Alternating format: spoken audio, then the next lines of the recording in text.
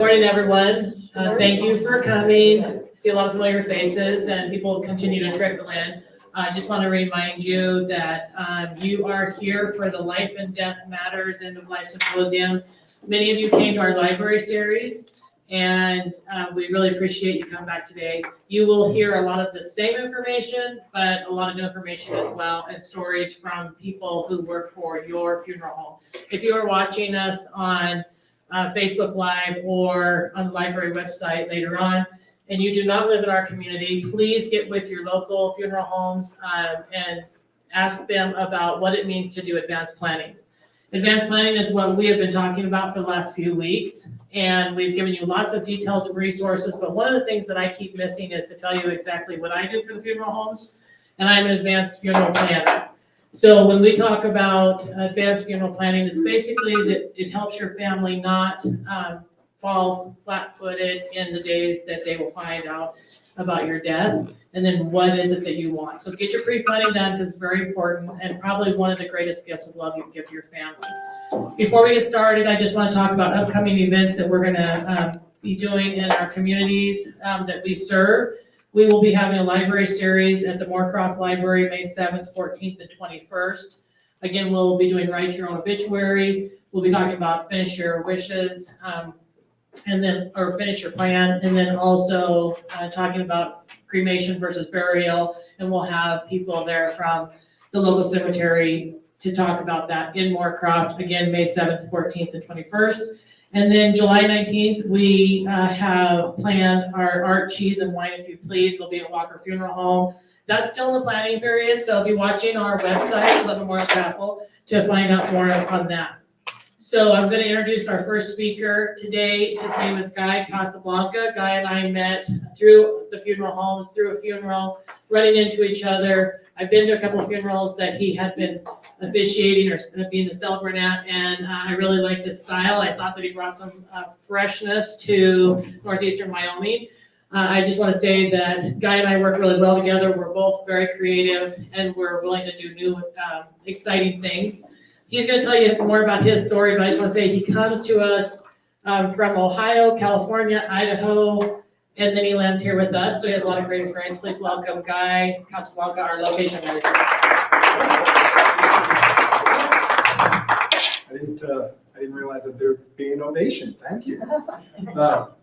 So I am Guy Casablanca, and yes, that is my real birth name. There are lots of things named Casablanca, but I get none of the royalties for any of them. I did come here by way of Idaho and Colorado most recently, but my story is kind of way deeper than that. I'm a location manager for Gillette Memorial Chapel, Walker Funeral Home, and our other firm out in Newcastle, Meridian Mortuary. I'm a licensed crematory operator, certified celebrant, dually licensed funeral director and mortician. And a couple of years ago, I co-authored a book with my brother called The Dying Art of Leadership. So I have a little bit of history to share with you that's kind of colorful, and I think you enjoy and benefit from. Prior to being any of the things that I just listed to you, I was kind of a self-proclaimed professional card counter, if you will. But not in the way that you're thinking. I have never made enough money to have a habit like gambling. That's not been within my means. No, I was counting on cards in my life that I was certain were going to play out for me, because I had those cards in my hand. I was more or less raised in Ohio, but I grew up playing hockey all my life, and I was very talented and prodigy star in hockey from a young age. Somewhere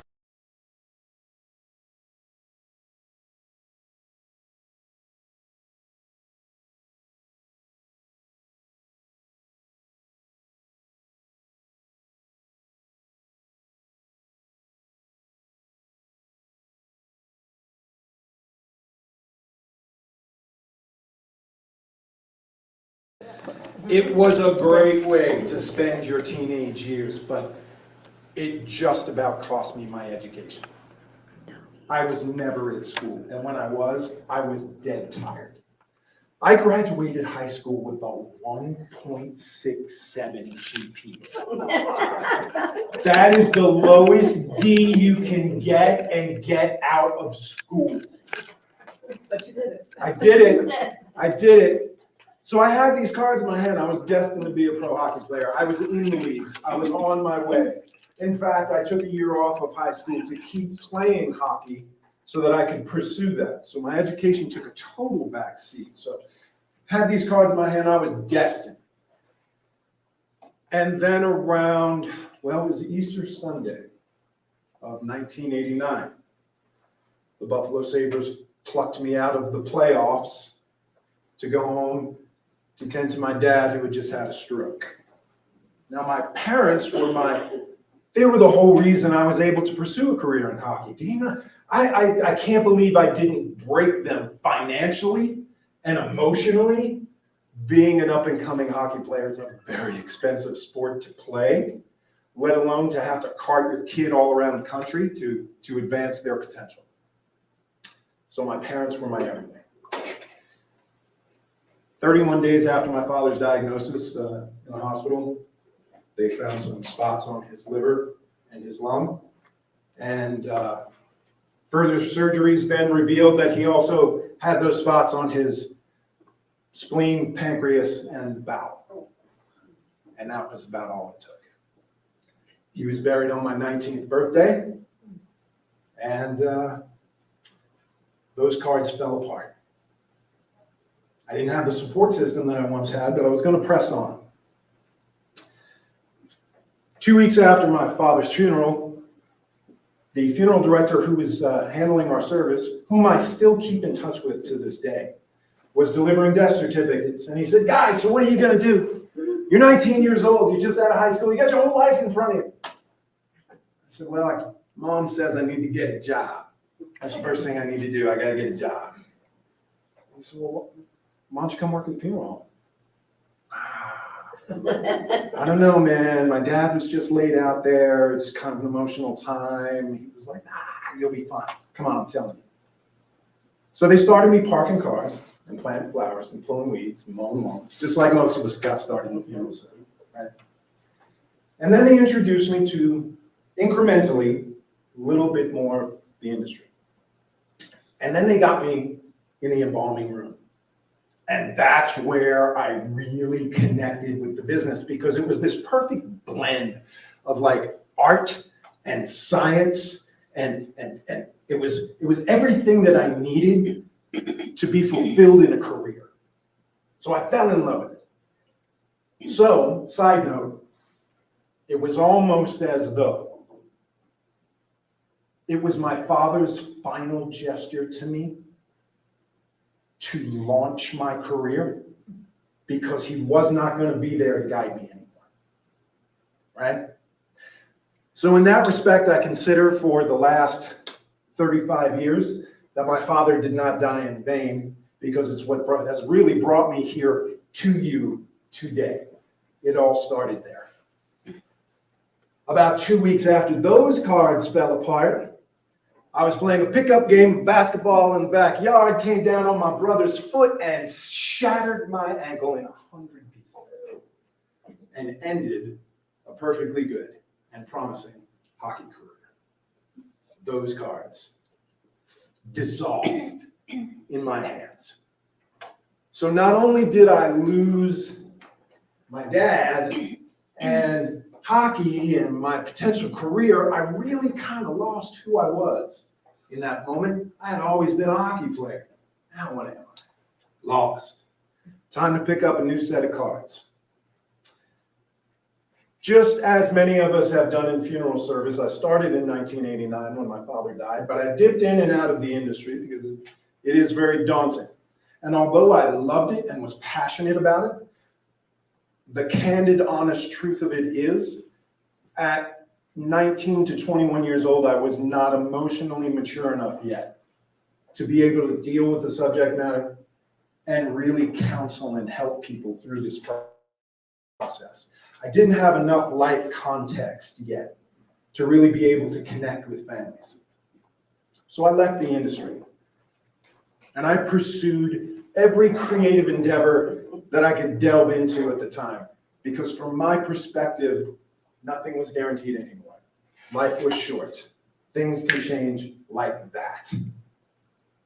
So I was very adventurous. In 2003, does anybody remember the Super Bowl commercials, the contests where they challenged everybody to make a Doritos commercial? And if they chose your commercial, they would air it during the Super Bowl. That was a thing in like the 90s and the early 2000s. Chrysler did one in 2003. I'll save you the big story. I won it. And that gave me enough money to move to Los Angeles and try and make a career in video and film in Hollywood. Casablanca. This name says Hollywood. It was destined for Hollywood. And I knew I could do it. I knew I could do it because I had just won a national contest on a shoestring budget with 24 hours notice. So I said, I can do this. And I was doing it. I was doing it good. I was in the room with A-listers. I was making all the connections I needed to make. People knew my name. I had the cards in my hand again.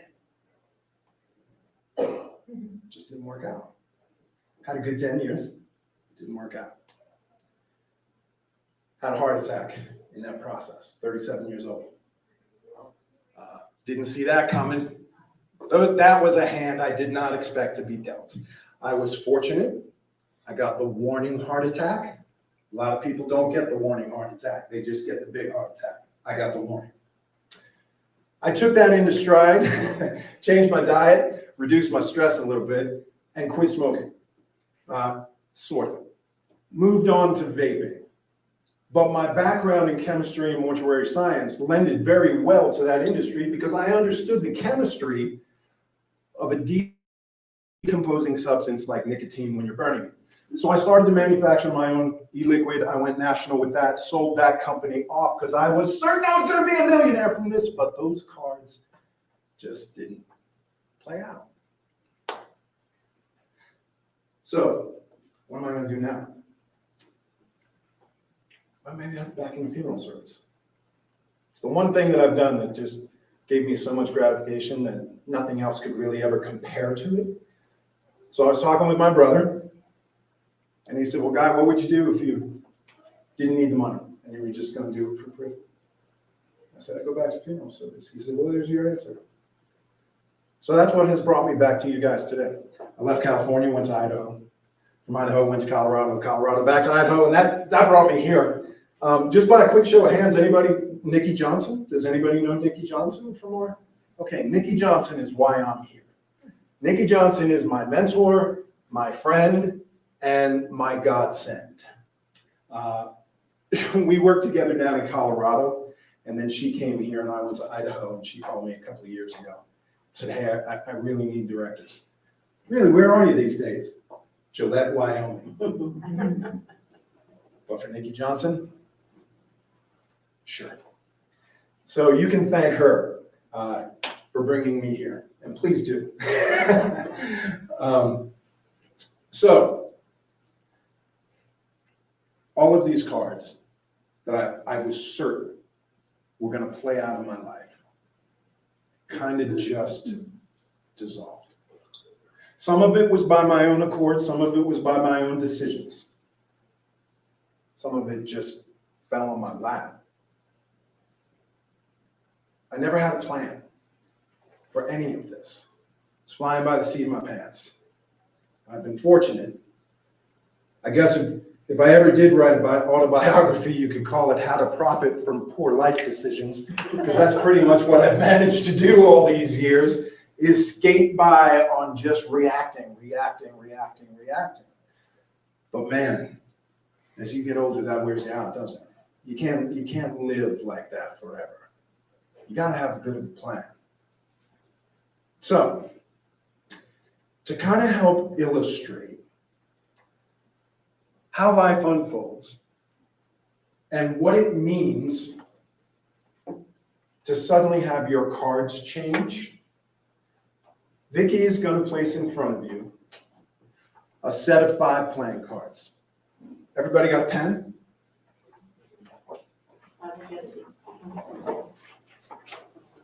What I want you to do is separate those 5 cards. They're all stapled together.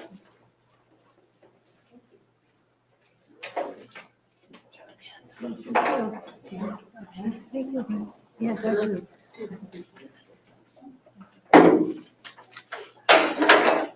And on each card, I want you to write something that is practically invaluable to you in life.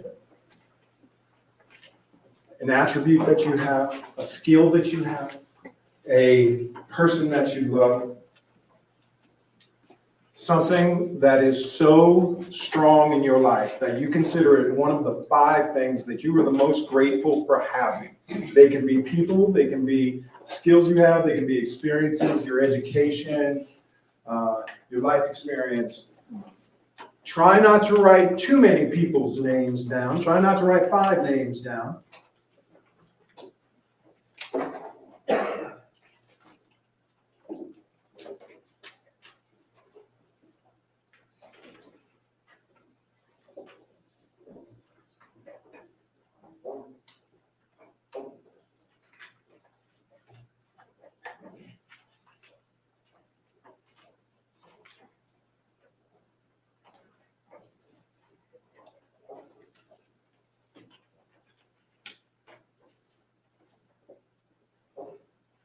One on each card, okay? Yes, 1 on each card.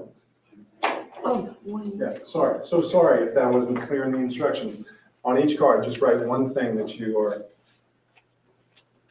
unbelievably grateful for, thankful for this person in your life, thankful that you had that experience, glad that you know that skill, glad that you met that person because they changed your life.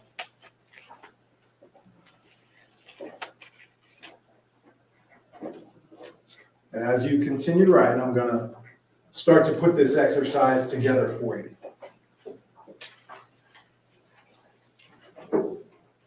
So, the things that affect the cards that were dealt in life sometimes come out of the blue. We discussed that. Sometimes by our own choice. For example, kind of starts around your 20s.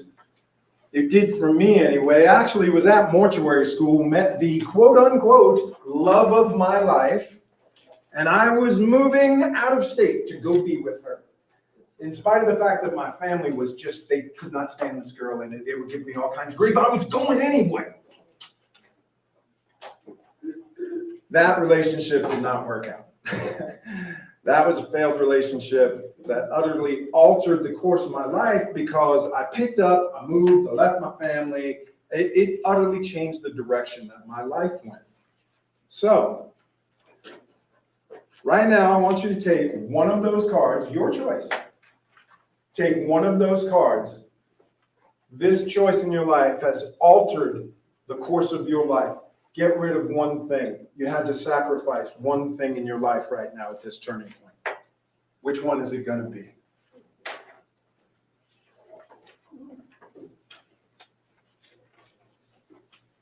And now I am curious to know, what did you choose? My career. Your career. Yeah. First thing. Good choice. Somebody else. What did you choose? Yeah. Home. That's the first thing you had to get rid of. Somebody else. Sir, in the back. You, sir. Dreams. Dreams. Dreams are the first thing to go. Oh, wait, wrong one. All right. Hobbies. Oh, good. That's a good one. That's interesting. Hobby. I like how he reprioritized there at the last minute. Hobbies. That's wonderful. Tear it up. Tear that card up. Literally, tear it up. The one that you're getting rid of, tear it up. Okay.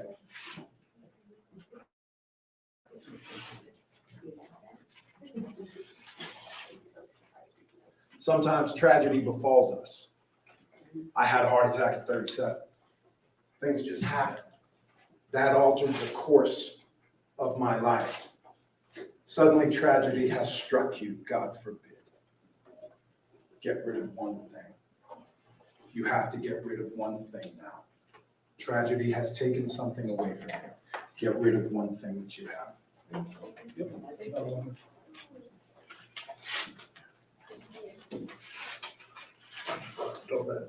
and tear it up.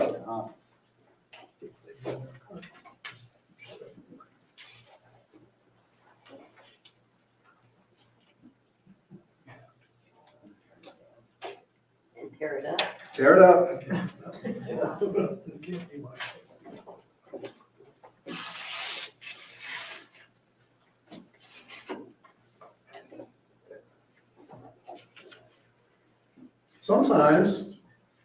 Sometimes what you think and should be a positive change in your life ends up being a disastrous nightmare. A promotion that includes a relocation to a new city.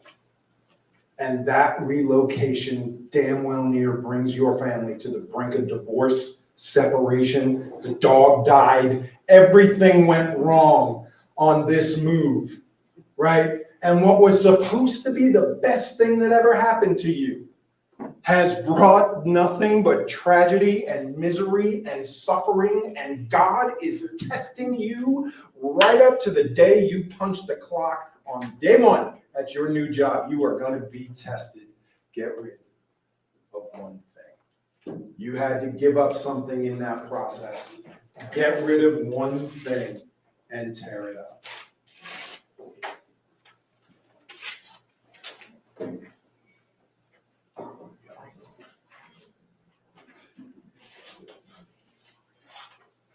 Everybody's left with two things on their desk, right? Yeah? If I could ask for Marina and Corinne and maybe even Vicki's help. Sometimes the winds of fate just blow through your life and they take something away from you. Right now, the winds of fate are blowing through this room and they're just going to take one of those two things left away. Because that's just how it goes.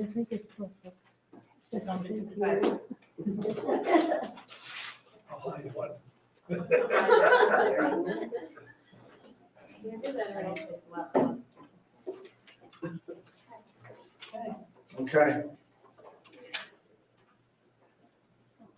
What are you left with? Look at what you're left with on your table. And I hope none of you are ever in this position in life, okay? But if the way life played itself out just kept taking these things away from you, what's the one thing? I gotta know from you, what's left? I'm 3 kids. Your 3 kids, God bless you. What about you, sir? We got a man that was a deacon in my church that provided me as a job as a teenager, which I used all through high school, all through college. Wow, so this person was a pillar of strength in your life, He huh? was an example for me to learn. I want that Yeah, characteristic of that man in my life. yeah. How about you? What did you get? What's left? My daughter. Your daughter. How about you? Church. Church, your faith. It's interesting, isn't it? And it's a little hard, and it's a little heartbreaking. That's why I make you tear those pieces of paper up, so that you can't switch anything midstream, because it gets harder each time. And I noticed for some of you, it was hard to tear them up. You didn't, because you were destroying something valuable in your life. Ma'am, back there, I think on the very last one, you tore yours up before you could let somebody take it away from you, didn't you? Yes. You tore it. That said something. That said something. That's how important it was to her. She was like, damn you, you're not taking it from me. I will destroy it before I let you take it from me, right? I'm glad that you all kind of connected with that exercise. I'll tell you how I came about that. My son, who's, at the time he was 11 years old and a DARE officer, the drug and the DARE program, was in their class, and they ran this exercise with the kids. And when you make a bad decision, something goes away. And when you smoke pot, something goes away. And then you move on to harder drugs and something goes away. Well, they did this, and then the DARE officer went around and took that last piece of paper away from the kids. Well, my son had 2 things left on his desk: me and his artistic ability, which he treasures because that's what he wants to be in life. And somebody took Dad away. I'm choked up because he was devastated. He was devastated. I would like to tell you that as a funeral director who should know better, that I have a plan in place. I do not. I'd like to tell you that my wife knows where all of my account information is and how to access it, who's holding the life insurance policies, who's going to process those, what agent to call. She knows none of this. I'd like to tell you that she knows how to access the inheritance that I have from my mom's death. These were things that we had plenty of time to address.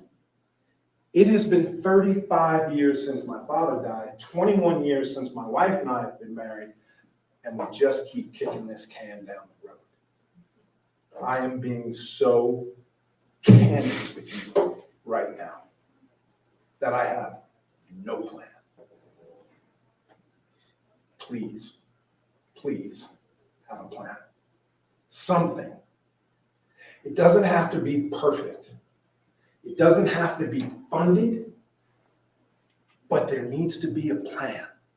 Something written down, communicated somewhere in a file,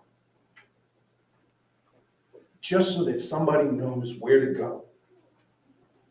So that you don't get stuck with a hand that you didn't count on and that you can't play. That's my time with you today. I open the floor to any questions that you may have before I depart. I do have another service to go. I do. Last night, you were complaining about the Doritos cost $6. And you did a commercial, so I would think you would have a lifetime supply of Doritos. I know, you would think. I was complaining about the price of Doritos. Well, yes. Guy, can you talk a little bit about your experience with visitations and viewings? Yeah, you know what, I sidetracked myself because I got emotional. Yes, so my in-laws just called me about this. They're putting their plan together. And of all the things that we discussed, I asked my father-in-law, Jim, do me a favor. Will you work it into your plan to be embalmed so that Karen and I have a chance to get our stuff together, fly to Ohio, and she can see you to say goodbye to you? I don't want you to just die and disappear on my wife. I want her to be able to say goodbye if she wants that opportunity. So as long as you're pre-planning this, will you do me the courtesy of making sure that Karen has the opportunity to see you for closure, as well as my daughter who's in Texas, as well as her brother who's in Washington. You guys, you know how spread out families are these days, right? Okay, different people need different things to heal. I cannot tell you how imperative I believe it is as a funeral director, and this is strictly from eyewitness experience, that the people who take a moment to acknowledge the death with a viewing, and it doesn't have to be a big public viewing with flowers and a procession and the whole 9 yards. I'm just talking about gather your family and those friends who are like family and let them have that moment to see you and say goodbye. Work that into your plan. It does not necessarily have to include embalming, but make that note in your plan that there may be people who want to see me and say goodbye. So that we as funeral directors know we need to create a family goodbye moment for this, at least a small group in this family. We have to give them that time to acknowledge and to have closure and to reach some state of comfort with what's happened. So please, work that into your plan. Yes, sir. So if you're not gonna be involved, then it would be, you'd have to be cooler if it took a couple days, is that what we're talking about? Yes, so, yes, within 24 hours, we need to have you within a climate controlled environment, right? You do not need to be involved by law, all right? But if we are conducting public services, where we're opening our front door and there's going to be a parade of people who want to see you, we as a funeral home require involvement, because we have a health and safety sanitation factor at that point, right? But aside from that, If it's just family, you don't need that. yeah. Keeping it private amongst families so that they can have their moment of closure, that's a whole different thing. That's not a public viewing. We do not have to involve by law for that. Right? But I highly, highly recommend that you leave that door open for your family. Okay? That would be one of my biggest pieces of advice. The other is, so particularly here, this is kind of it. So between Rita and I, we are very adept at turning back the hands of time just a little bit when someone comes under our care. 99.99% of the time, someone will look better under our care than they did at the hospital or the nursing home, or even in the living room as you saw them just 18 hours prior. They will look better under our care because we've had a moment to turn back the hands of time just a pinch. Right? And the more processes we do, embalming turns back the hands of time. We can do a lot when we start getting into the art of embalming. Restorative art, that is kind of something that Rita and I have excelled at since school. We went to the same school and were like a year or two apart, I think, at the Cincinnati College of Mortuary Science. And we received the same accolades in restorative art for our skills at school. And it's always been a passion of ours. So Rita and I are very dedicated, if you will, to making sure that families have a lasting memory that is better than what they had experienced at the moment of passing. That's very important to us, so that you have a final image that is more peaceful than what you experienced at a time of loss. So keep that in mind. A lot of people kind of neglect that. And it's not a deliberately malicious act, but it does a disservice to the people who are living, who are gonna miss you a lot. And they may need that moment to see you to say goodbye. So, great questions. Anything else? Okay, guy. Well, ladies and gentlemen, thank you so much. I appreciate you all so very much. I appreciate being a part of this community and being felt welcomed here. And I just can't tell you how elated I am to be of service to you all. We are nearly available 24/7. If there is anything you need, please call. So, thank you. We're going to go now. Hayden is going to hand out a card, and you're going to keep half of it. He's going to keep half of it. And we are going to draw for Guy's book. Oh, Is that yeah, okay? there you I see it go. laying here. Did you sign it? You got a note in here. no, I think it has your yeah, debit card I'll number on take it. my note back. Just kidding. Would you sign it? Yeah. Okay. All right, so while Cadence is coming around with the cards, in funeral director style, Guy and several of our other people have to be at a funeral, and he has got to run. So he's gonna sign it, and then he's gonna get out of here. Rita, would you wanna come up front, please? She's always, Rita and I are the tremendous two. Whatever one don't think of, the other one does. So Rita Mashik, I'm not a morning person. you all recognize her. She's been helping you with your obituaries. She's a funeral director, mortician. Help me.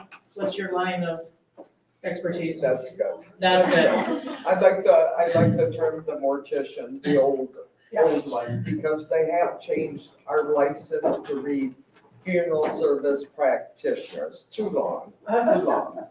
Okay, she didn't know I was gonna call her up here, so I'm like passing this microphone back and forth. So Rita has been with the series since the beginning, as most of you know. And she worked really hard on obituaries, you got some of them handed out. And then, do you still have any of them, Rita? Any of the obituaries, or did everybody get theirs back? Everybody got theirs. Okay. If it's something that you're interested in and you hadn't been here before, but you'd like help with writing your obituary, Rita's always available. She really is. Absolutely. How many years have you been doing this? 35-ish. Yeah, 35 years. So, Do we just call and make an appointment? Is that what we do with you? Absolutely, absolutely, and that's Vicki's area also, Yeah. that she can start, is doing that pre-plan. One of the things is the obituary. What is baffling to me, people, when I ask if they've got their plan, they go, yes, I want cemetery plots. Well, what comes before that, before you get to your final resting spot, is actually the pre-plan, just as Guy was speaking. What do you want for your families after you're gone? And that includes the funeral. How do you want the funeral? And typically, most of the families that we work with will go by what the family wanted to do. And one of those, and I have an instance, my mother, she had 11 kids. I'm number 9. When she was in the hospital, I rushed back to Wisconsin because she was going to pass away. And she said, well, I've got my pre-plan and I'm just going to be cremated. And I said, Mom, what's going to happen before? She goes, no, I'm just going to be cremated. I said, Mom, you've got 9 kids. Or 11 kids. I'm 9. It didn't stop. But anyway, I said, there's some of us that do want to say goodbye. There's going to be probably half that don't. But give us that opportunity. The unfortunate thing, the day I drove into town, past my dad, they just put him into the nursing home. Past the nursing home, went 45 minutes to another area in Wisconsin where my mother was. My dad passed away that night. I did not rush home for him.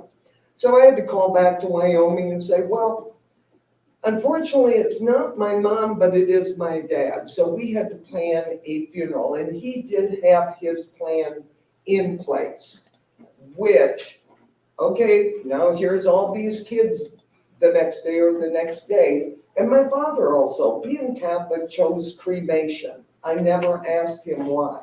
He had a full service plan, but at the end of his life, he said he'd like to be cremated. Well, the funeral home was really busy the weekend we had to do it because we had people traveling all over. He was embalmed. They brought him to the Catholic Church, and we had a visitation the night before. I believe they may have left him at the church, which he attended every morning to go to Mass, every Saturday night or Sunday morning. The fight around the table was, I had sisters that said they'd be damned if he was going to be in that Catholic church, that he put the roof on, that he supported the priest that came in, gave just about as much money as he did that we had food on the table. So I just told my sisters, I said, this is his plan. This is what he wanted. Whatever you choose to do to honor Dad, you go do. But the rest of the family, we're taking Dad to the Catholic Church, and that's what we did. Unfortunately, my mother could not attend because she was up in a hospital and they couldn't bring her. And unfortunately, at the time, it was not live streamed that we offered that service today. That started due to COVID. Coming on in, the families couldn't attend. That was devastating for those families. They weren't allowed in the hospital or the care home, legacy, and such. So that was why the live stream started. We still do it today because, as Guy said, families are all over the place and can't get home. Some are overseas. So that offers the opportunity that families can participate and see their family, see the service. It's not the best, but it will do in the meantime. But I didn't mean to take up time because we've got other speakers coming today. But that's kind of my story. It wasn't why I got into funeral service. That started way back when I was young, so long story there.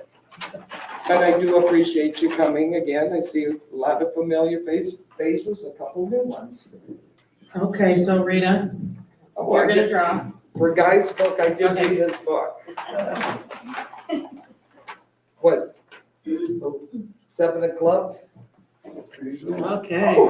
And then let's go ahead and draw for one of our door prizes that Rita made and put together. We'll have somebody on to pick one. You can't pick the wheelbarrow. That one comes after Corinne's. Because it's a special meeting. You didn't know. You made it, but you didn't know. 10 of diamonds. 10 of diamonds. Who is that? Oh, All right. Okay, which one do you just want to grab one for the little lady? Let's give her, do you want to give her I this? would give her something planted. Betty, she's a gardener. I know that. From Okay. doing your obituary. Well, I'll just take We that. all enjoy gardening, don't we? So Betty did her obituary ahead of time. That's what Rita means. And so Rita knew that she liked gardening. Somebody gave me an air plant. I wouldn't recommend one of those. Okay, so we are going to move on to our next speaker. No, those are gonna be held out. There you go. All right, Miss Sandy, are you ready to come up front? Sure. Okay. So our next speaker is Sandy McFarland. She has proudly worked in public service for 20 years. She brought her commitment for serving her community to the Wyoming Veterans Commission in 2020.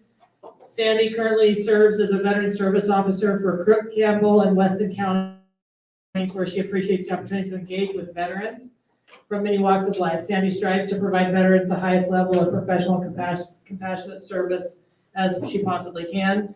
Please welcome Sandy McFarland.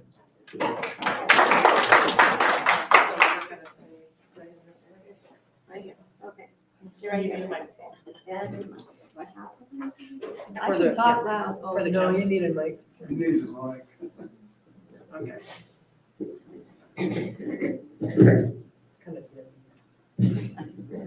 What's that? Okay, so better. Like Vicki said, I'm the Veteran Service Officer for Crook, Campbell, and Weston County. Back it up. I work for the state. We are funded through the Wyoming Veterans Commission, which is part of the Wyoming Military Department. Vicki asked me to come today just to simply lay out the benefits that veterans are entitled to with burial, or their families may be entitled to at the time of their burial. I know we have 2 veterans here. Are there any other veterans in the room? Yes, sir. Thank you for your service. So there are a few options in Wyoming. Anybody who has a discharge that's other than dishonorable. Dishonorable would mean you do not qualify for the federal benefits to be buried at the National Cemetery, either in Cheyenne or Fort Meade, or the state cemetery in Casper. So those are the 3 local, semi-local possibilities for a veteran for burial or cremation, interment.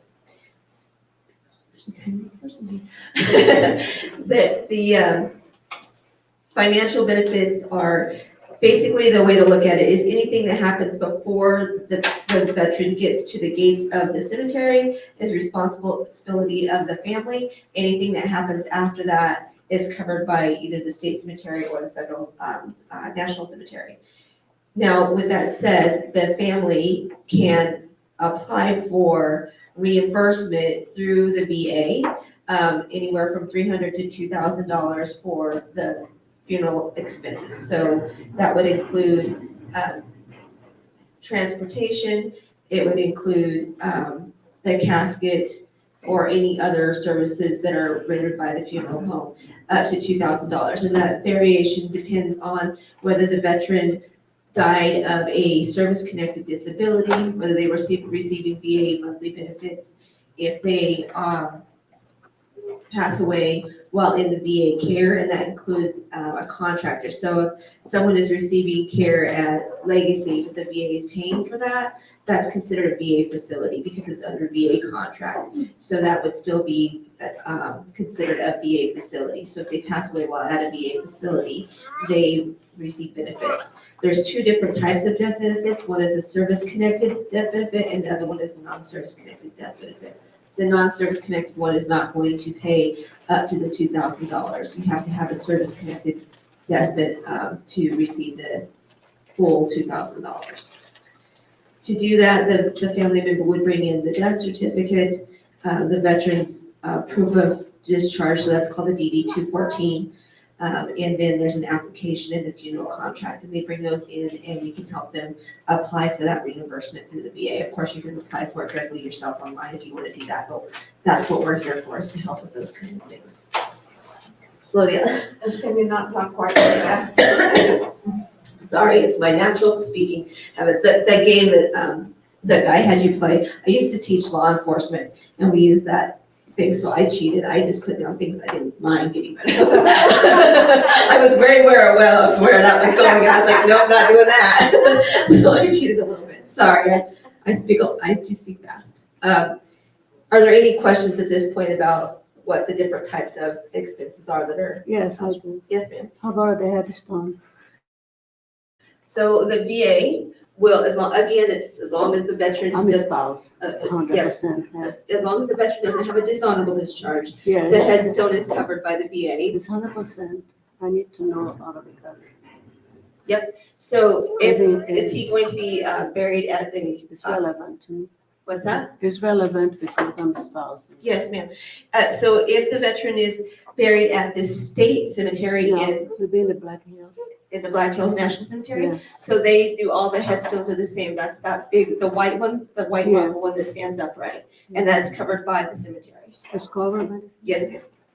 If someone chooses to be buried at a family plot or at a private facility, you again can apply for that headstone, and the VA will issue the headstone. It has to go directly to the funeral home, not the funeral home, sorry, the cemetery. The cemetery has to agree to take that headstone there, so you have to have the form signed off on by the actual cemetery supervisor, whoever that would be.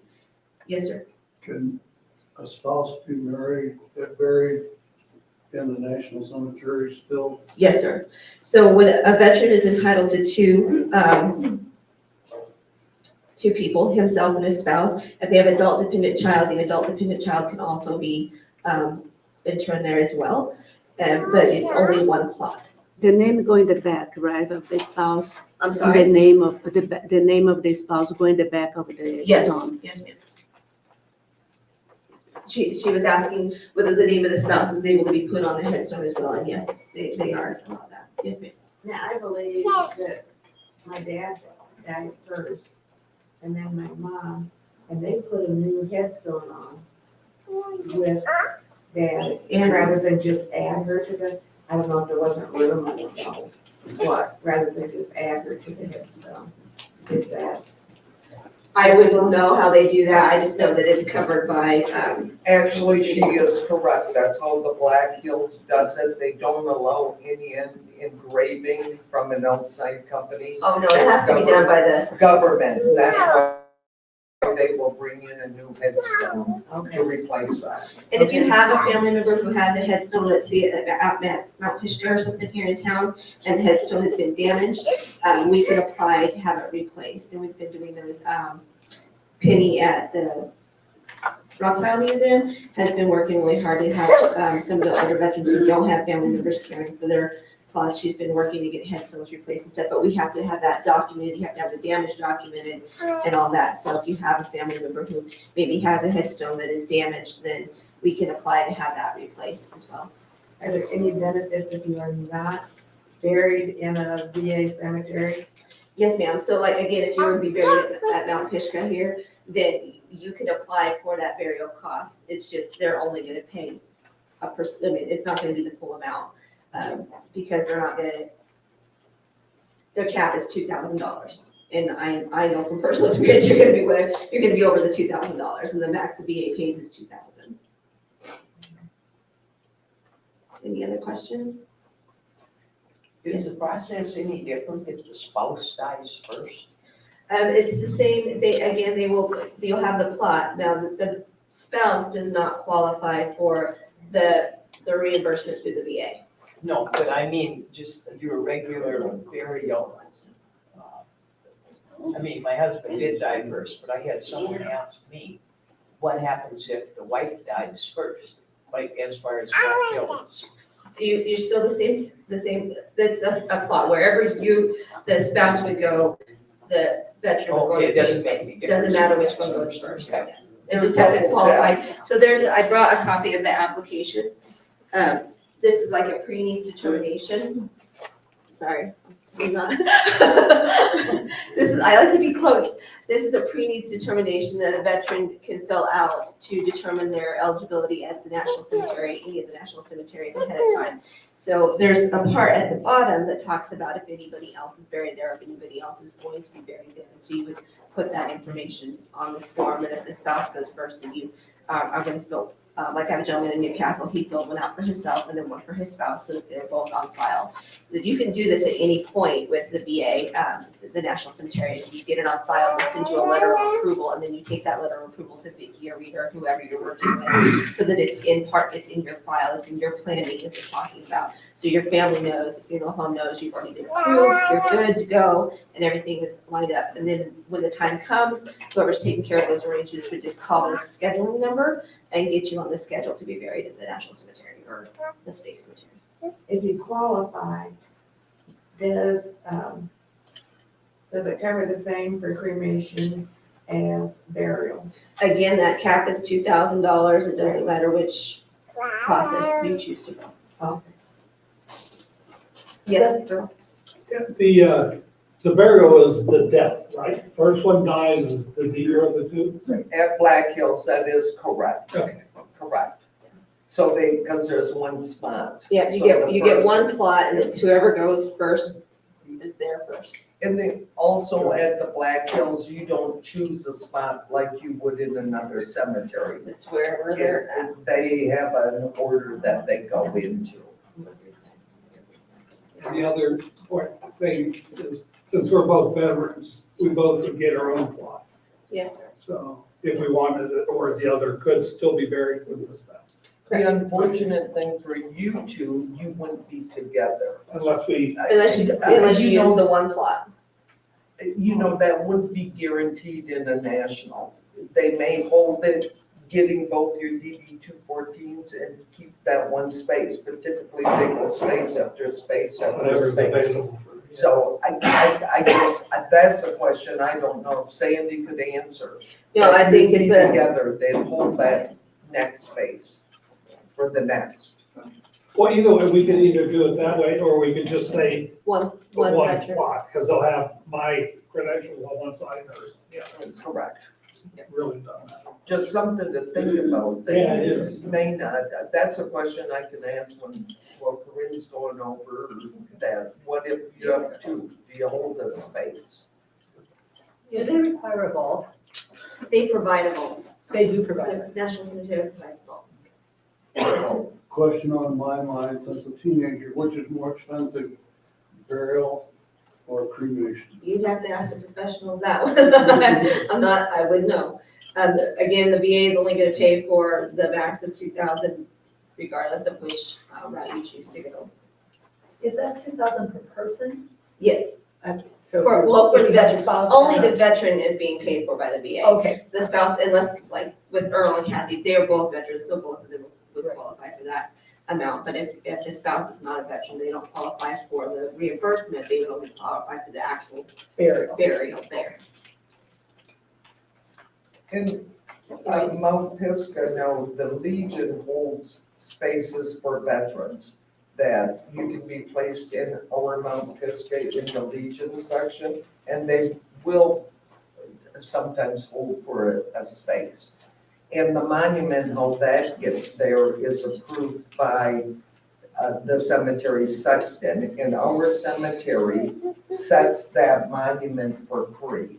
Any military monuments that go up to Mount Pisgah, a family doesn't have to pay for the concrete or the setting. it gets delivered right up there, they set it. Now, say you're in Moorcroft, that does not occur. Then there is family expenses to have that monument placed in there by typically our monument company. We have it set there because it's not a national, it's not a state.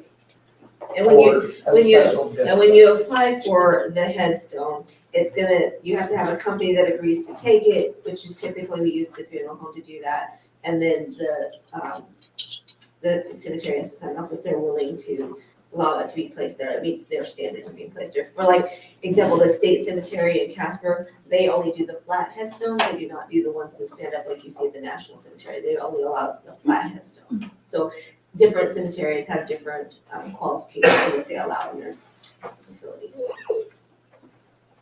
Yes, sir. May not sound right, but in Ohio, my dad was a World War II veteran. So he had a, let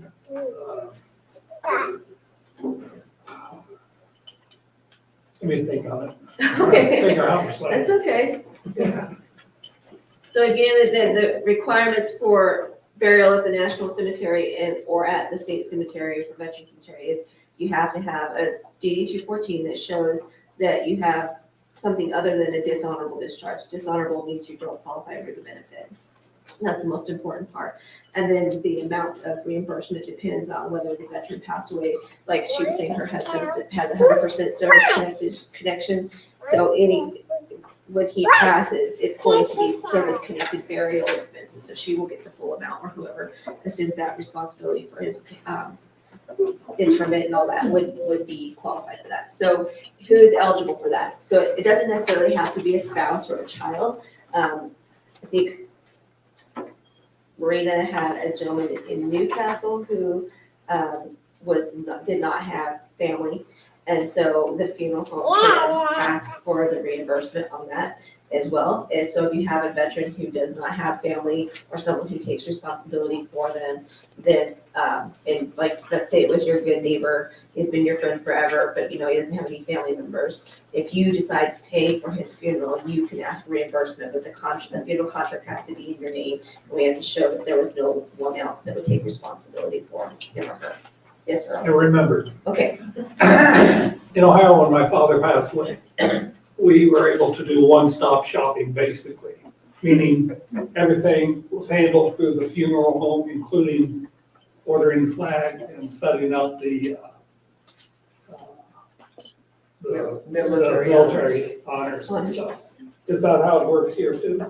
And Absolutely. so everything can be done just through the funeral home. The funeral home helps with coordinating through the National Cemetery most of the time. So the National Cemetery, if you choose to go to the National Cemetery, State Cemetery, the cemetery director will help with coordinating that as well. So, okay, that's pretty much universal across the country. I can't answer Yeah, that. I don't work in Ohio. Okay. Hopefully they will do that for you. Okay. Yeah, I mean, all of us can only talk about what our own experiences will be, and you never know where you're at. Yes, sir. So if I'm planning my funeral, I have to go through the PA to make an application for So any benefits? I'm going to step out of the camera. So this would be what you would fill out and turn into the scheduling department. And it talks about your qualifications. You would attach this with the ED 214, and you're going to send it to the fax number here at the top. That again is just to ensure your spot at the National Cemetery or at the state facility. It's not, that application does not take care of the financial portion of your services. That has to be done afterwards by your family member, because it's a reimbursement, it's not an upfront. Did that answer your question, sir? So does that form go to the actual cemetery, or does it go to the funeral? It goes, so that form will go to the National Center that takes care of scheduling for all of the national cemeteries. So you send that to them, they will verify that the service is qualified, and they'll verify the veteran is qualified to receive that service. Then they'll send out a letter that says you've been approved when it's time, call this number to get on the scheduling. And so you would take that letter and give it to your family or whoever's taking care of those arrangements for you, so that they can tell Rita, okay, I have this letter from the VA that says I can go to the National Cemetery, or he can go to the National Cemetery, and then she would coordinate, right, you coordinate with the National Cemetery on the scheduling and things of that nature. Anything else?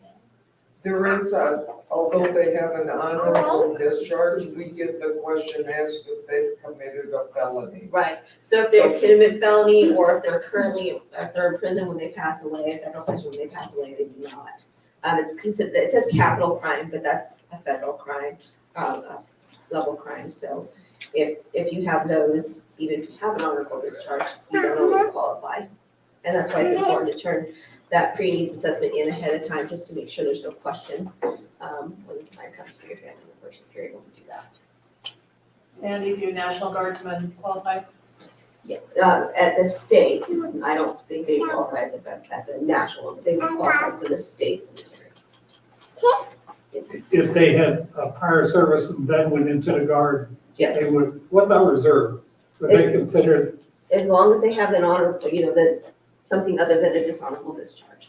so active duty or reserve, get VA Active benefits? reserve, Active reserve. active reserve.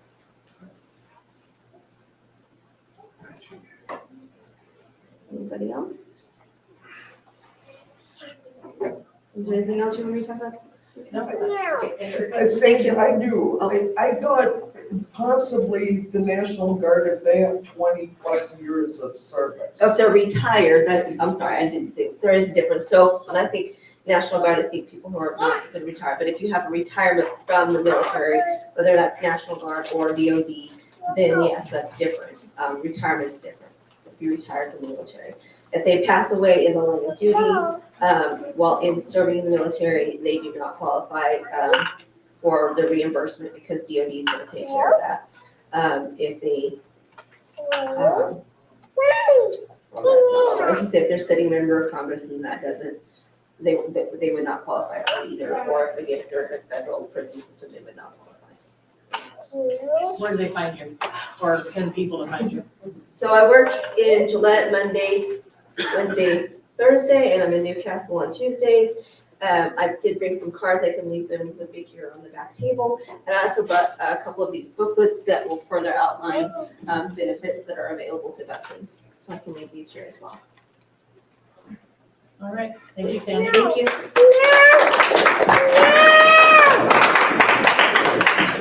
I might have given out all the books that you have, so if you're, I will give them out. Okay, sounds good. Okay, so again, in true fashion of people being busy, Sandy's actually headed to Newcastle to get to watch her senior daughter play a soccer game. I said, you can't miss that, so you gotta, we're gonna get you to reach out. Yeah, she's a good gal, and I know she helps a lot of veterans. So one of the things I want to talk about is where to go. Cadence, come on up, parents. So sometimes with funerals and crematories and cremations and people like, that's such a weird thing. I don't want to ask that question. Okay, Cadence didn't know I was going to bring him up here, but he's always willing to help, as of everybody at the funeral. Okay, Cadence, you're going to have to introduce yourself, because I can never pronounce your last name. Oh, my name is Cadence Revelo. And he is the crematory Crematory operator. operator and apprentice funeral director. Is this just a Q&A? I'm gonna ask you a couple questions, and they're probably gonna pick up from there. Okay. So one of the questions that we get asked a lot is, how much am I gonna weigh after I'm cremated? Typical cremated remains are between 6 and 15 pounds. Guy, he has a rule of thumb that you return to your birth weight. Is a good way to think about it, is whatever you weigh when you're born, that's pretty much what you're gonna weigh as cremated remains. Okay, so Cadence didn't know I was gonna climb up here, so thank you for playing well. Do we have a crematory in Gillette? Yes, we have a crematory here in Gillette. We put it in at Walker Funeral Home, one of the hospital, in 2019. That's when it was put in right at the very end. but we're just now doing a rehab of that facility, and especially at the crematory to make it more forward-facing, and we're allowing families back there now. We're increasing our transparency, so if you ever are curious about that, you can come up and get a tour. Yeah. Do families often go to a committal in the crematory area?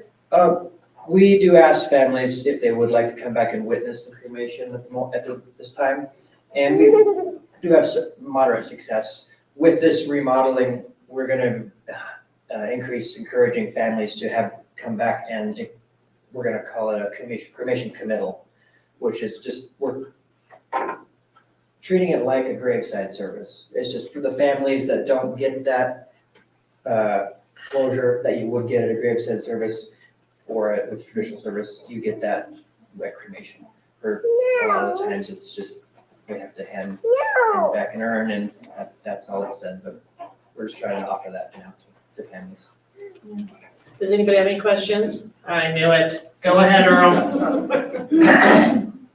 I understand that after the cremation, everything is really deeply cleaned out of the area. Mhm. But my other question is, do amputations from the hospital and surgical centers go to your crematory or a different one? Nope, they do not. We don't handle anything but people, Okay. and only one person at a time. Yeah, we do, you are correct that we do try to make every effort to try to get as much of those remains out every time. Clean sweep. We try to have some standards. Is it just the body with clothes on or? Yep, yeah, well, anyways, really, if families would like to bring in clothes to dress them, we can dress them in those clothes. If they're in a hospital gown and no one really wants to bring in clothes or however that happens, and the family's okay with it, we can put you in there however you like. But just that, nothing, Well, we do have to place the remains in a rigid container for their dignity and for the crematory operator's safety. So it's just not worth throwing someone in there. We have to put them in. It's usually a cardboard kind of casket, and that's rolled into there, and close the door. so the cardboard goes in the ashes also. It'll burn away mostly. Cardboard there won't be really anything left behind. With a wooden casket, that's where you get some residue from the container, but it's very, very small. How about the time frame? Sorry. The time from death to the cremation? Death to cremation, it really, since Guy said earlier that we have cooling facilities, it can take up to, we don't want to go past a week really without embalming, but it can really be at the pace of the family. How about if we establish only this time frame, 9 hours or 6 hours after death? Can be done like that? State law requires that we wait 24 hours after a person dies before. 3 days also? 3 days be okay? Yeah, 3 days. Sorry. Do the bones and teeth and everything, do those get turned to ash too, or do you have to do something else with They do get reduced to the ashes as well. Yeah, there is a step in between the crematory and returning to the family where we do take some of the bigger bone fragments and reduce those to a fine powder. that? I was just wondering about skull and stuff like that. Most of it is, we open it and it's just kind of crumbly bits. You can't really tell most of the time. So how does it work if you want a viewing and then to be cremated afterwards? Well, we have a couple options. We do cremate full caskets. So if you are in a casket, we can cremate you in that. We do have a rental casket where the liner of it slides out and then we can cremate that. Is that a common thing? Yeah, Maryland, we do visitations, a funeral with the body present, followed by cremation. Okay. Yeah, it's really any order we can accommodate, except I'm doing the cremation. How long does it take for a body to be cremated? How many? About 3 hours. About 3 hours? Yep, our machine has a 3-hour cycle with an hour to cool down. It can get up to about 1,800 degrees during that process. Like my other. Yeah. I wouldn't want to make anything. Okay, Cadence, thank you so Earl's- much. Earl's- Well, Earl's got a question. We have, we're not Jewish, but some of the factions in the Jewish community have to be buried before sunset. Is that state law allows for that because of? That law only applies to cremation as far as I'm aware, the 24 hours. So for a Jewish person, I'm pretty sure they have to be buried. And that, I don't think there's any restriction. In the evening, yes, we've done it within 24 hours. We can, there are circumstances for whatever reason, they're called immediate burials. Okay. And our cemetery will accommodate those hours. Typically, when we schedule for a burial up at Mount Pisgah, they want 48 hours. But in that circumstance, they will, for religious purposes, will expedite that. Years ago, I started out as a cop years ago, 40 years ago. And we were involved with some cases, and that's how I learned about that. Some Jewish factions, I guess it was, insisted. That was just, I never got an answer to that. So thank you. Could you Awesome. please clarify the time limit? Has to be in 24 hours or can be extended? No, it has to wait for 24 hours Okay, before wait. it can happen. Thank So- you for the clarification. All right, great questions. So, thank you, Cadence, for coming up here. Cadence and I have worked together in the same building quite a bit, and so I'm always kind of picking his brain. We have a lot of conversations about cremation versus burial. And most of our conversations are conversation-like, and and where he's the crematory operator, we talk a lot about what is it going to be in our society in years to come when there are less and less burials. What is that going to look like? Because there's so many cremations. Cremations are on the uptick. And this is a conversation not only between Cadence and I, but in the funeral industry overall. And I just encourage you to really think about that. I've been doing a little bit of study, and I just started listening to another book called The Grieving Brain. And as you are going to come and see me and get your pre-plan done, right? Because that's what we've been talking about the last 3 weeks. But I want you to think about this. We are mapped together through relationships. That's what happens. We look for each other by many things that we on a day-to-day basis don't realize is happening, but our brain is mapped. So I'm mapped to Rita. I'm mapped to Cadence, Corinne, Marina. I work with them every day. But if they were to not be where my brain is expecting them, my map changes in my brain. This is the grieving brain. So when we talk about burial versus cremation, and we talk about cremation with services versus cremation, no services. We talk about cremation, buried remains, cremation, scattered remains. I just want to encourage you to think about your funeral and what you decide for what you want really needs to be, what does your family need? What do the people who are closest to you that will come and mourn and grieve you, what do they need? Because you know them best. You know what they need.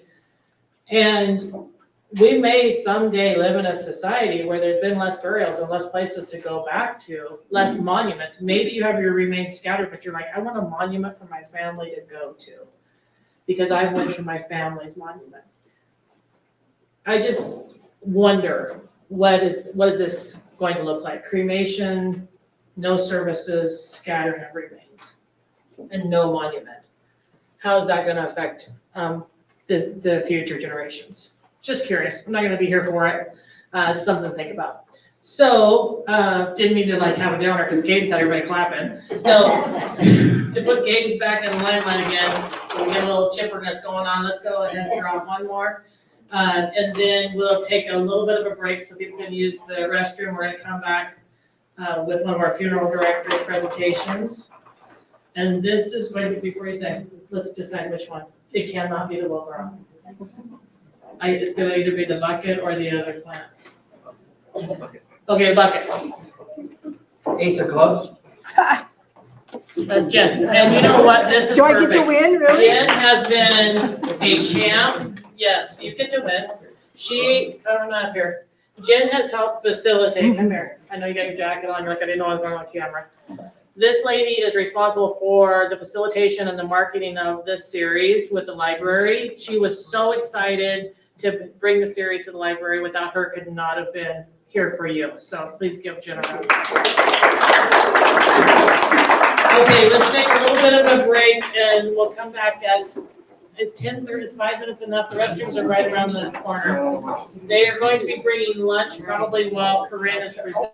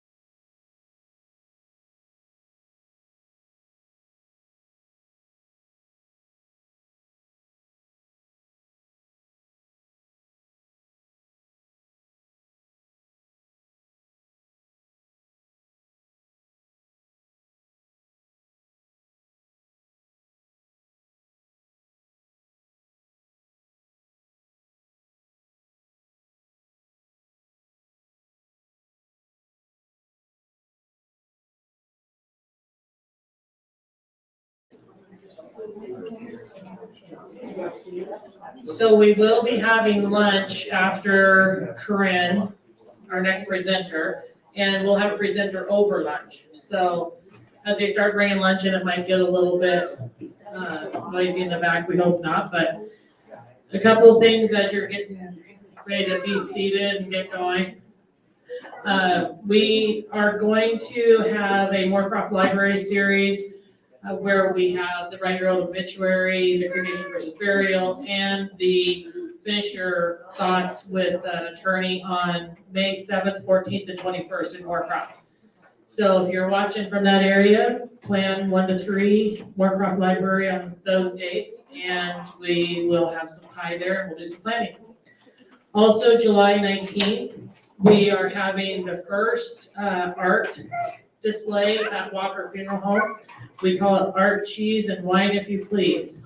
We are currently gathering artists, and they will be displayed, bringing in their artwork, and it'll be displayed, and we'll have a pretty good time there. This is our way of showing our community that funeral homes can be more than just where you have funerals.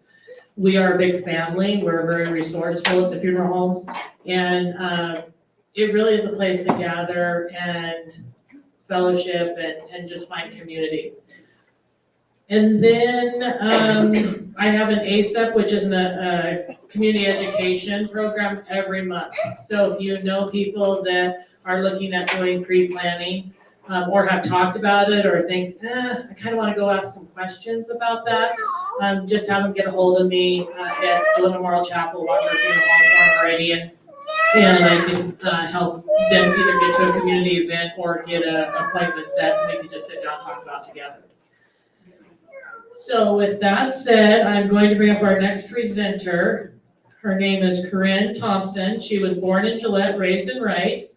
She made her home in Gillette after graduating high school in 2013.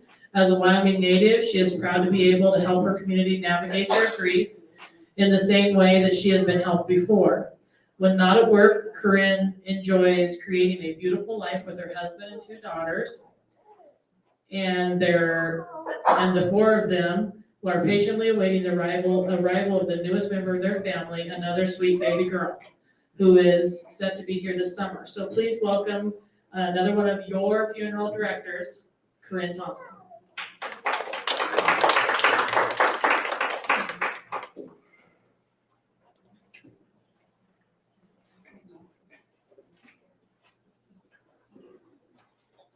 Hello, good morning. Can everybody hear me? Is this working? So, You might have to project just a little bit. okay. I'm turning towards my mouth a little bit too. My name is Corinne Thompson, and I'm 29 years old, and with just graduating with my mortuary science degree on March 4th of this year, I'm about to be one of Gillette Memorial Services' newest licensed morticians. I've been a licensed apprentice since January of 2023, and began working at the funeral home as a removal technician and funeral assistant in May of 2022. If you're unsure of what a removal technician and funeral assistant is, if you're on the removal personnel, then you go to the facility where somebody passed at, whether it be their home, the hospital, or nursing home, and you are the person who actually brings the decedent to the funeral home. A funeral assistant is somebody who gets to help at funeral services, whether it be passing out pamphlets or seating guests or answering questions. I often get asked what in the world inspired me to get into this career. Honestly, it's a mix of a few things.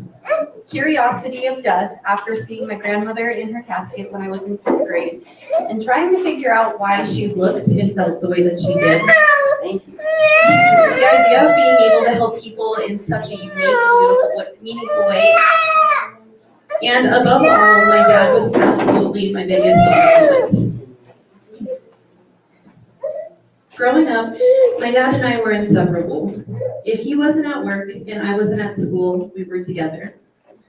Sure, I would see my friends here and there, but nothing could ever beat watching a movie or playing games or listening to classic rock music with my dad. Forever a true daddy's girl. So, how did he inspire me to become a mortician? Well, I'd be lying if I said that his interest for all things revolving around death, or even loosely relating to death, didn't light some sort of fire in me. I mean, I can remember being tiny and watching WWE wrestling, and thanks to my dad, my favorite wrestler being The Undertaker. We would watch TV shows and movies that were based around funeral homes or morticians. We would watch the History Channel and learn about different ancient death rituals. My dad would see certain styles of hatchback sedans driving around and think that they were just the coolest thing in the world because they looked like a hearse to him. And of course I agreed because if it wasn't clear already, I wanted to be just like him. Now, I don't bring these things up to say that I wanted to become a mortician just because I think creepy things are cool. I promise it's much deeper than that. I bring these things up to put emphasis on the fact that in my world, because of my dad, morticians and funeral homes and death were, in a sense, accepted and a normal part of life. I had a very strong understanding of death from an early age, which as a professional and also as a parent myself, I think is incredibly important. All of that being said, those aren't even the biggest reasons my dad inspired my career choice. I believe that from a young age, my dad saw something in me. He always pushed me to be the best that I could be. He wanted me to get good grades, which I didn't always do, and he wanted me to do good things. He often used an old movie title when he was trying to encourage me, and it's one that some of you might understand. He'd look at me and he'd say, "You're the last of the Mohicans, kid. You gotta make me proud." And those words have always lived in my head. I've always wanted to make him proud. I was his little girl, and we had a bond that could never, ever be broken. At least that's what I always believed. My dad was a railroader, and in February of 2010, when I was 15 years old, he was going through a period of time where he would work out of town during the week and be home on the weekends. Now, I know this is kind of random. I think I might have missed it the first time it was asked, but with the show of hands, can you please tell me or show me how many of you are either a veteran or related to a veteran? Almost everybody in this room, all right. First, let me say thank you for your service. My dad actually graduated high school in 1971 and immediately enlisted in the United States Navy, where he served in Vietnam and Korea. The reason why I just asked you will make sense soon. Anyway, on Saturday, February 13th of 2010, he was going crazy tearing apart this room. He called it his old room. It was a room that housed his personal memorabilia from times throughout his entire life. To give you an idea of what that room held, there were items that he had brought back from overseas. There were antiques that he had collected throughout his whole life. There were things that he kept throughout mine and my sister's childhood, including my favorite pair of beat up Little Mermaid tennis shoes that I wore when I was probably about 3 years old, that I would later find had a little note in them, a little sticky note in one of the shoes that said, "P.U. Corinne, they still stink." So many things. So anyway, that day, after about an hour or two of frantically looking through boxes in that room, my mom finally asked him what he was doing. He said, "I'm looking for my DD-214 because if anything ever happens to me and I die, you need to know where that is and you need to make the military pay for as much as possible." Okay, that was random. I remember my mom being frustrated that he was making such a big deal out of it because he was only 58 years old and he still had a lot of life left in him. He liked being prepared for anything, I guess. However, totally not in the correct manner for this specific circumstance. That weekend was a long weekend for him because President's Day that year fell on a Monday, so he didn't have to go out of town until Tuesday. The DD-214 freakout was Saturday, and Sunday was Valentine's Day, And he always made sure to set out a box of chocolates and a singing valentine for each my mom, myself, and my older sister when she was still living at home. It was a sweet day of what seemed like a crazy weekend. The next day, Monday, I was getting ready for school, and before I left, I was about to go downstairs to give my dad a hug and a kiss goodbye. Because it was a railroad, he insisted on sleeping in the basement living room, so that way he wouldn't wake my mom or myself up if he ever got called out. I stopped at the top of the stairs because I noticed that his light wasn't on yet. So I waited to see if I could see the flickering from the TV. No flickering. So then I crept downstairs and I saw that he was lying in his bed, still sleeping. I thought to myself, well, he's been complaining about how tired he's been all weekend, so I suppose I'll just let him sleep. And I left.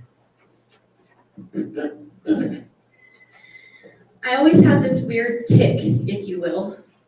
Anytime I would see my dad sleeping, I would wait for just a few seconds to watch his chest rise and fall to make sure that he was breathing. I'm not sure why I always did this, but it made me feel better. That Monday morning, I didn't wait. I saw him laying there, I turned around, and I left. I didn't wait for confirmation, and I still don't know if I should be filled with regret or relief because of that. I got to school and my morning was great. I remember going through the motions of a typical school day. I remember being in choir class and all of us standing on chairs and for some reason singing with the silliest intensity. I remember making my way to English class where I would then be called down to the principal's office.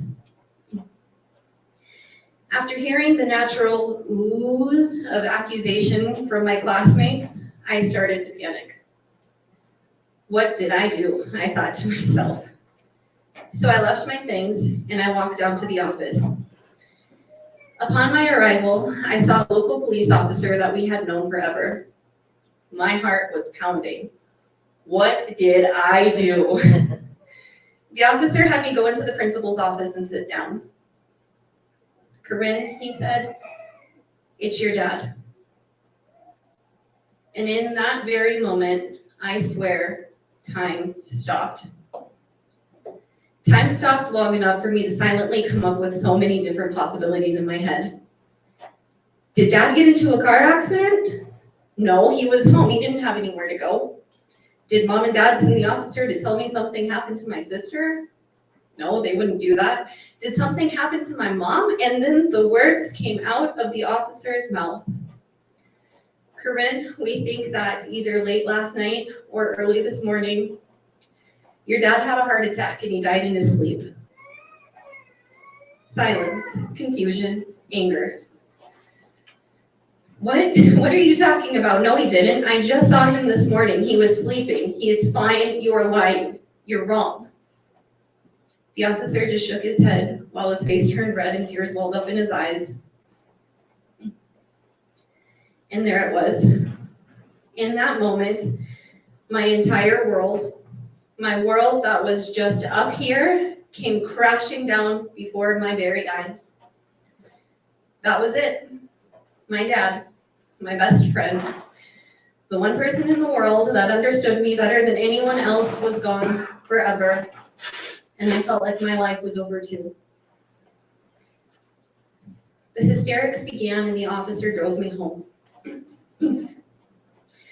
When we arrived, I saw an ambulance, the coroner, police cars, a fire truck, other vehicles I didn't recognize, just chaos. I got inside my home and then I was numb.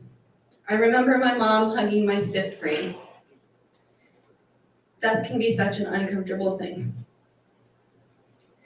With another show of hands, if you're comfortable, how many of you think that if you were to lose a loved one, you would probably just rather not see them? Maybe you'd think you would probably just remember them how they were.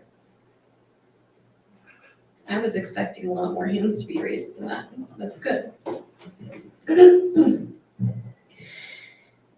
After my mom hugged me, she asked if I wanted to go downstairs to see my dad before the coroner took him. At first, I said no. But then I realized it would be the very last time that I would see him in our home, the home where I grew up and had so many memories with him, his home. As a 15-year-old, I can tell you that it was incredibly jarring to accept the fact that my dad, who was just fine yesterday, who was supposed to be fine right then, who was supposed to watch me grow up and go to prom and graduate and walk me down the aisle someday and watch my children be born. It was so jarring to realize that he was about to be taken away from me forever. I slowly made my way downstairs and I saw him in the same position he was in that morning when I decided to leave without checking to see if he was breathing. Laying on his side, a hand under his right cheek, eyes closed in perfect slumber. He went to sleep the night before, his heart stopped beating, and that was it. He didn't feel anything at all. A lot of times, even in much, much worse circumstances, people think that they don't want to see their loved one. Please understand that there have been numerous studies done that prove that viewing a loved one after death can be so healthy and helpful during the grieving process. It could be a natural circumstance like my dad. It could be something far more tragic. But making the decision to see your loved one after they've died is closure. It's acceptance. It helps you to understand that they aren't coming back. And I know it's hard. It's so, so hard, but please, even though it might take courage, try to find it in yourself to ultimately help yourself. I was lucky enough to see my dad in his bed one last time, and I still think I would regret that decision if I had chosen not to. The next few days were sort of a blur, a never-ending swarm of phone calls and visitors and casseroles, and also meetings with the funeral directors. Something that's forever stuck out to me during this time, however, is the time that we had spent at the funeral home. The care that was shown to us, to me, as a grieving 15-year-old, are things that I've always remembered. All of this taking place at Gillette Memorial Chapel, to be exact, where I work now. So, to be clear, every day I see the exact same style of casket my dad was buried in. Every day I sit at the exact same table with my family, or the exact same table my family and I sat at to arrange his funeral. Every day I walk down the exact same stairs that led me to the exact same area that I saw him for the first time after he died and was taken from our home forever. It might seem difficult, and trust me, some days really, really are, but every day I'm at work, I have the honor of providing families with the same level of care, dignity, and empathy that was shown to my family in our time of need. Every day I feel him in the constant reminders. I get to have my dad right there as a reminder of just how important my job is to the people who are feeling the same pain that I have felt before, and I really think that he would be so proud of that. And that is something for me to be thankful for. I hope that all of this has helped you to understand the unique influence that he had on why I wanted to choose this career. I'm almost done, but there is just another point that I need to circle back to. If you piece 2 and 2 together, then I'm sure at some point you probably realized that my dad was searching for that DD-214 just 2 days before his heart stopped beating. If I could offer another small piece of advice to all of you in this room, if you know that you have a medical issue, please make sure to take it seriously. Do I believe that my dad knew he was going to die? No. Do I think that because of his known heart problem, he could tell maybe something was wrong, but was maybe a little too worried to do anything about it? Yeah. Take care of yourselves, please. Now, back to that darn DD-214. My dad didn't have a funeral plan in place, but he was set on having the military help with as much as possible. Well, thanks for the headstone, Dad. I have one last piece of advice to offer you. If you are a veteran or you are related to one, please don't just assume that the military benefits will cover some huge portion of your funeral, because in most cases, they don't. And I very highly encourage all of you to become as educated as you can in those military benefits. Because I know it was talked about today that $2,000 is what you might qualify for, but that's kind of a rare, those are kind of rare circumstances. So there are definitely different aspects that go into play in order for you to qualify for $2,000 of your funeral to be covered. My dad was honorably discharged and he qualified for a headstone. So definitely make sure that you understand your options. Death can be scary to some people, but unfortunately it is inevitable. But I need you all to understand that talking about death will not kill you, and making a plan can be so beneficial to your family who will be grieving and so terribly lost in the moment. You know, it's never too early. It's never too early to make a plan, but I can guarantee you with certainty that it absolutely can be too late. So just keep that in mind. Now, I've talked to you all today about why I chose this career. So now let's talk a little bit about what I do daily. So, Vicki, I think I might have left the clicker. Thanks. All right. So let's talk about what is a mortician. So a mortician is an embalmer and a funeral director. There are some states where you can be either or. However, Wyoming is a dual licensed state. Okay, that is not correct. Oh, okay, then what is it? I'll explain that. Okay. They're not dual licensed. Well, maybe not dual license, but, sorry, not dual license, but in Wyoming, you do both. You have to be directing funerals and embalming. So an embalmer is somebody who preserves human bodies and prepares them for their service. A couple of things that go into that would be restoration, cosmetology, and then also dressing and casketing. So what we do is we can get you ready for your funeral and make you look nice. And then a funeral director makes arrangements and directs funerals. With that, we help you to understand your disposition options, and we walk you through each decision that needs to be made. Try our best to answer any questions that you might have. And of course, we offer our support and comfort. We know that you're hurting. We know that things are crazy and might not be clear in the moment, but we are there to help you. So coming to the table, what to expect. We decided to use the term coming to the table because, you know, it's easy to liken our arrangement table to the kitchen table. So what do you do at the kitchen table? Everybody sits around and they tell stories. They talk and they tell stories. The very first thing that we like to hear from you when you're setting out our arrangement story or your arrangement table is your loved one's story. Tell us who they were. That's something we want to hear before we even pick up our pencil to start writing down information.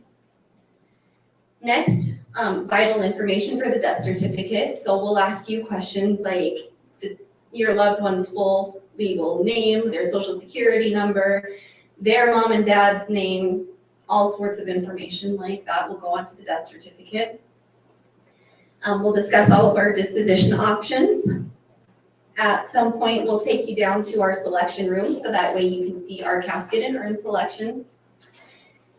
And then also, we'll take you down to the same selection room for our identification process. So a lot of times whenever somebody comes into our care, we like to get a positive identification on the person, especially when it's related to cremation, because cremation is 100% irreversible. So we go through very, very, we go through important steps to make sure that we have the right person under our care that is going to the crematory to then be cremated. So methods of disposition. What is disposition? This is what happens to your body after you die. So the most common methods of disposition are burial and cremation. However, there are other methods that aren't legal in Wyoming yet, but they're in other places, which would be aquamation, which is water cremation, and human composting. I know it sounds a little bizarre, but we'll talk about that.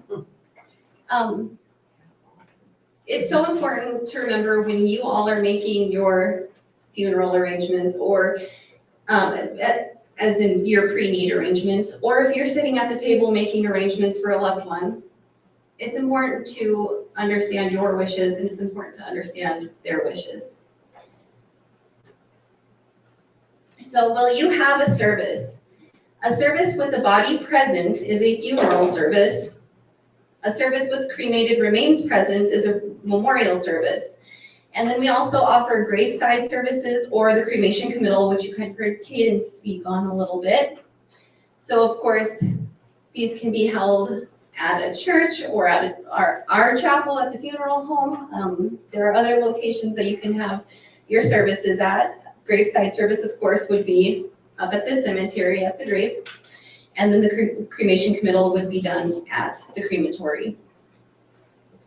Is a full service necessary? I know a lot of people ask us this, but no, a full service is not necessary.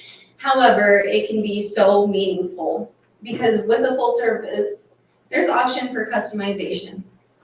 If you're a person who loved classic rock music like my dad, then you can have songs that were special to you or to your loved one playing at that funeral service. Pictures, slideshows, memorabilia. We have people who bring in memorabilia for funeral services, for memorial services. So we can see, everybody gets a chance to see who the person was. It's really important to remember that if you have a funeral or memorial service, it's not just a day to mourn the life that was lost, but it's a day to honor the life that was lived. So Vicki and I talked a little bit about the idea of telling you all what my preferred method of disposition is. So I prefer, for myself personally, I would love to have a green burial. Just wrap me up in cotton and bury me in the ground, that would be great. However, my other preferred method of disposition, which is one of the ones that's not legal here in Wyoming yet, would be human composting. And it is exactly what it sounds like. There is an option that has been circulating around where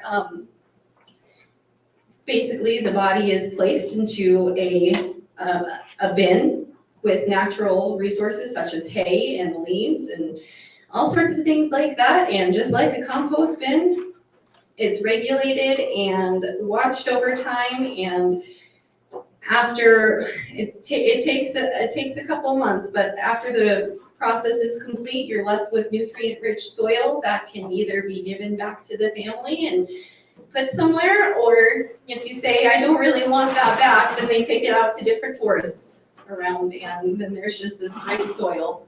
So again, not an option here, that's just my personal preference.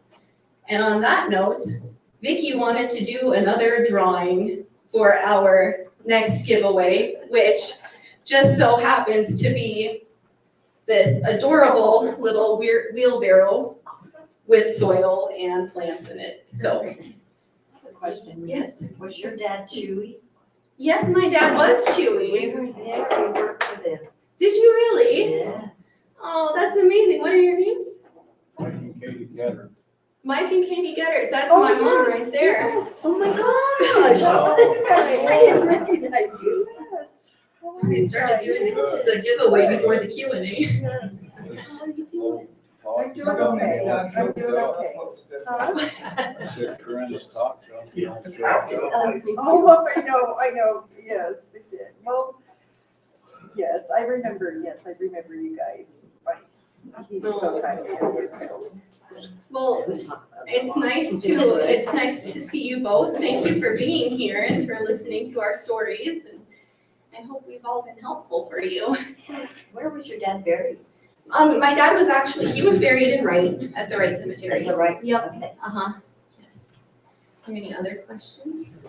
When you were talking about human composting, what happens to the bones? So it's kind of the same process with cremation. There will be bones left behind, bone fragments anyway, and then same thing, they get processed down and then placed into the soil. And the bones are rich in calcium, so it just helps to. But do they decompose in a couple of months? I thought bones are forever. Yes, they're not going to actually decompose, so there will be those bones that are left behind that get.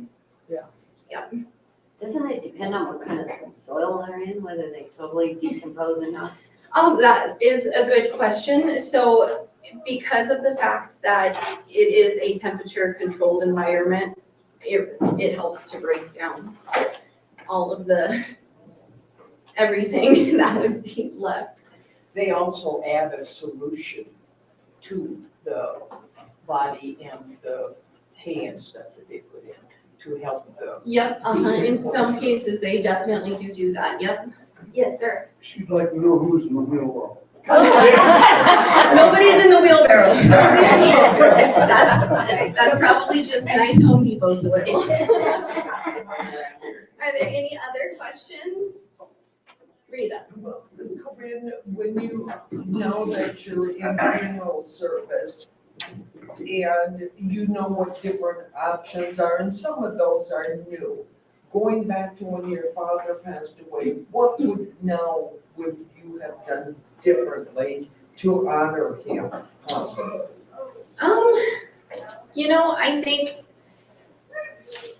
I think our directors did a pretty good job helping us honor him. However, I think that my biggest thing would be, and I don't know if it's the correct answer or not, but I just still wish that our family could have understood our options just a little bit better. Again, military options, all sorts of things like that. But I do think that I think that we did a good job honoring his life with his funeral and all sorts of songs that he liked, and again, the slideshow. It's just something that's so special, and this is something that I love talking about because I remember at my dad's funeral service, the music. The music was huge for me because the music was huge for him. And let me tell you, sitting in that church and hearing Sweet Child of Mine start playing, and just music is such a emotional thing. It can make you feel your emotions, whether you're sad or happy. It helps you feel those emotions so much deeper. Even though Sweet Child of Mine is not a song that you would think is being super emotional, it was something that was so special to my dad and to and hearing it so loud, it does something to your brain. I swear it does something to your brain, and it stays with you. Still to this day, I get goosebumps. Those certain songs, I just get goosebumps. And so that's something that I love to encourage families with, or if I'm controlling the music for somebody's service, I make sure I have it turned up pretty loud because it's just special. So did you have like a recording of the whole thing that you did afterwards? So all the songs and everything that went on? So if you choose to have if you choose to have a full service through us, then we can live stream that for you. So what happens is we use our equipment to record and live stream the service. And that stream goes directly to their obituary page. You just go onto the obituary page, scroll down to the bottom, and you'll see it. And you can watch it in real time, providing our equipment holds up and technology is on our side. But then afterwards, it'll stay on that obituary page until you tell us to take it down. So, yes. But do you, like, say I want a half a dozen different songs from different CDs, can you just bring those to you and you put them together, or how does that work? During our arrangements, there is a specific section where we'll talk about music, what music you'd like to have played at the service. Now typically, in the middle of a service, 3 songs is about typical. However, you can have pre and post music, so music that'll play at the beginning and at the end. And yeah, you tell us what you want and we will find those songs and put them in the playlist for you. We actually have a specific playlist for your pre and post music and then a playlist for the songs that'll happen in the middle of the service. Yes, sir. I guess 2 parts to this. Do you guys handle the bodies initially if someone's donating their body to medical schools or to law enforcement for body farms? Yeah, Rita, you just had something like this. Would you like to answer this question? Can you repeat the question? Oh, yes. So he's asking if we get a person who is going to have their body donated to science or to law enforcement for different scientific purposes, do we get those bodies in our care? Kind of what that process is. And that's a whole subject on its own, Earl, because there are different types of donations. There's the whole body donation. There could be just skin tissue, different items, vital organs, and that's a whole different thing. We're in a rural place here in Wyoming, so most likely a donation place. I just had one.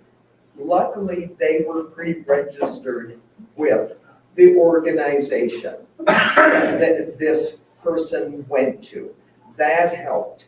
Otherwise, that donation place could have denied them because they had too many. When I worked in Cincinnati, typically they came to our school and we had to prepare them under the desires of the organization that they were going to go back.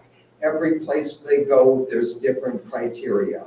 There are some bodies that do go to medical schools that medical school wants them prepared a certain way. And again, they are already talking with that school because there's sometimes schools or organizations cannot handle the amount that they receive. So they can reject also. Somebody asked me, well, my doctor would like me to, because of a certain condition, go. Well, that doctor is going to tell or inform us where that medical school is that will take your body for that specific research. Not just every medical school will and such. So there's a lot to donation, and sometimes there are costs to the families, sometimes, and such, for them being under our care, us maybe transporting, maybe us doing certain things. So you would probably be involved in the process after death, immediately after. They'd come to you first. Sometimes they will fall in where they pass away. That could be a coroner's care. A case. He or she would do it. Correct. Or the organization would be in touch with us to do this. Well, that's different than being an organ donor. You know, when you put on your license, you're an organ donor, so if you get a wreck or something, and you're still alive, but you're not gonna make it. Correct. Be alive. You do have to be alive to be a true organ donor, heart, lungs, whatever. There used to be that they would come up here and harvest those organs, whether that was at a hospital or at the funeral home. The live ones, that was done in a sterile environment at the hospital.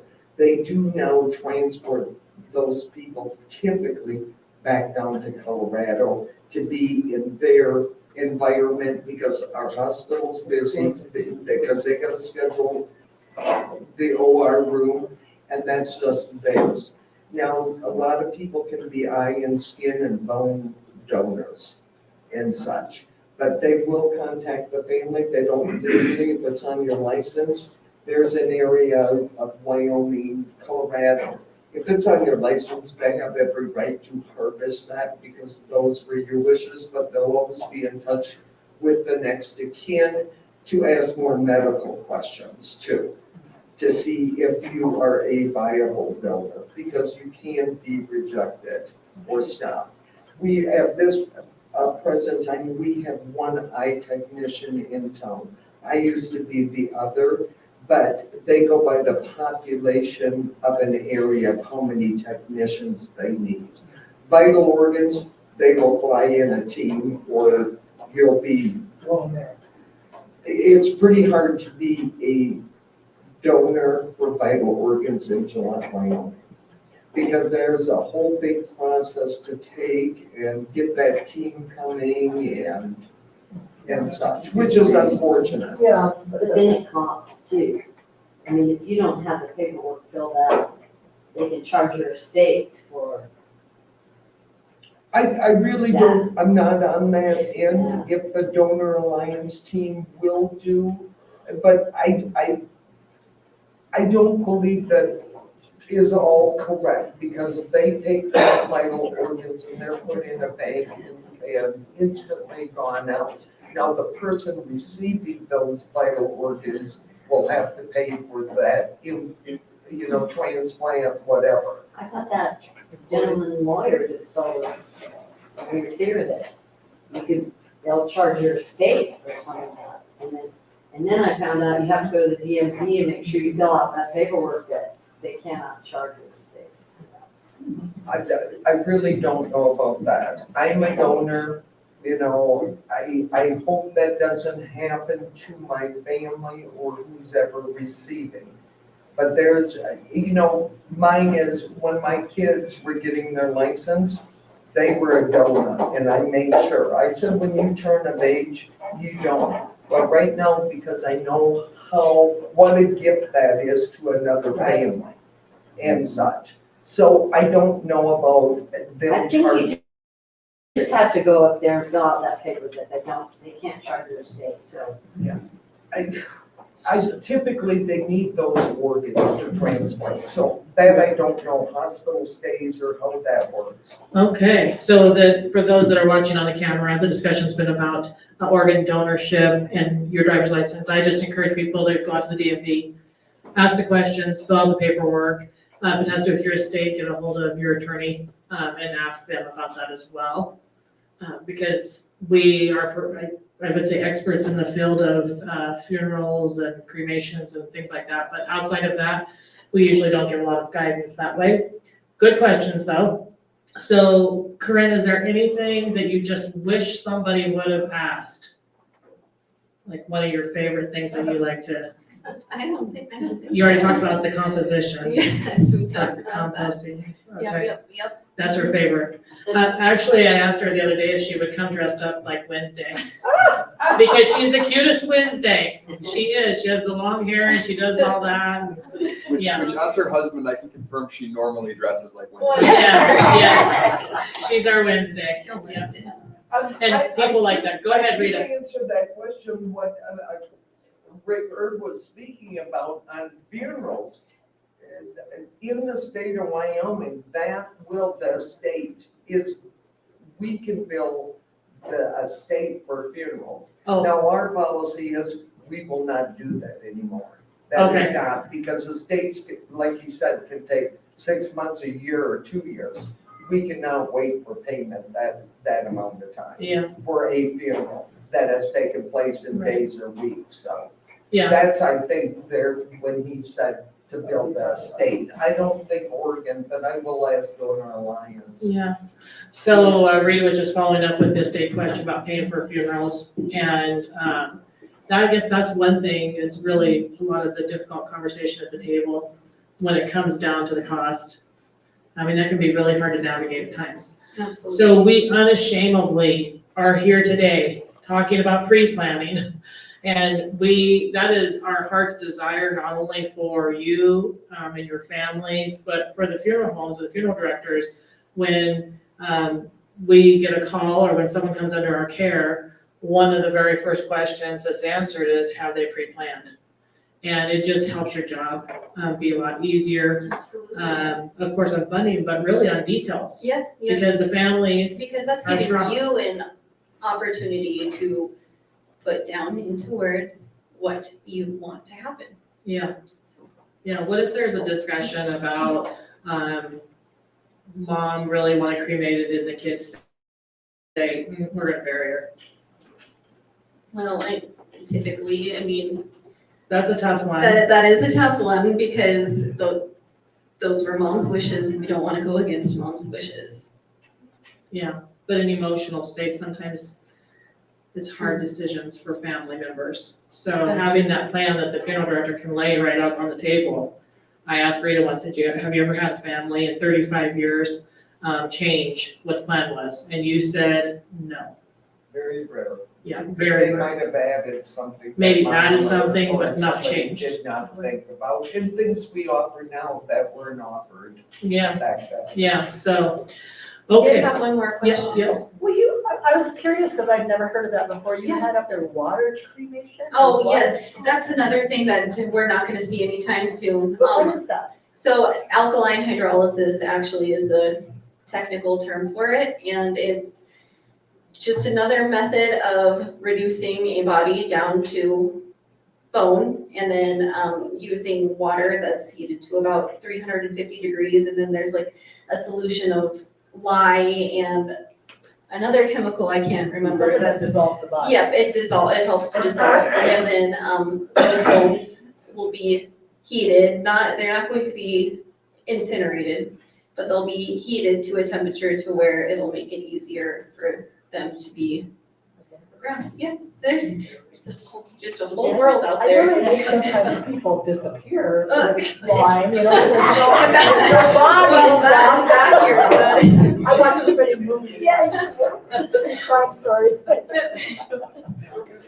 Oh, gosh, Okay. that's great. Are you ready to be done? Sure, Yeah, yeah. she's Should we done do it. should we do our Yeah. drawing?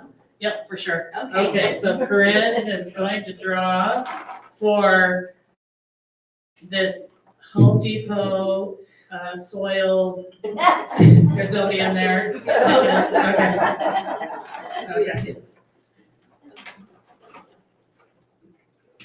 Queen, spades, queen of spades. Ooh, that's me. All right, so, there is a person in there. There really is.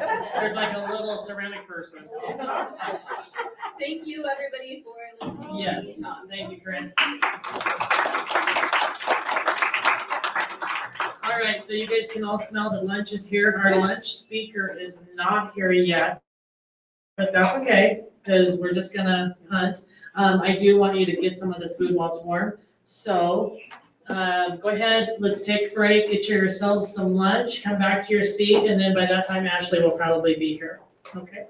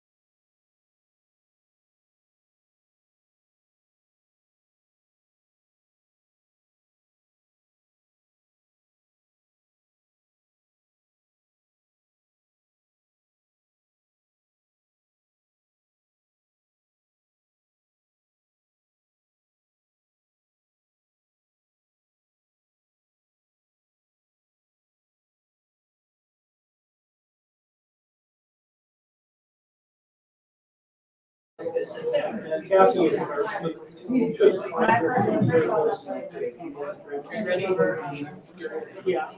Okay, as you guys are getting your food, get back to your seats, I'm just gonna get us started again. Oh, it looks like there's some visiting still going on. I love it. Right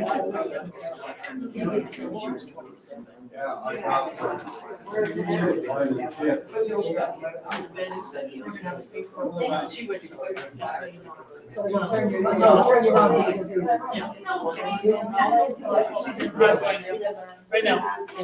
Okay. People are making their way back to their seats.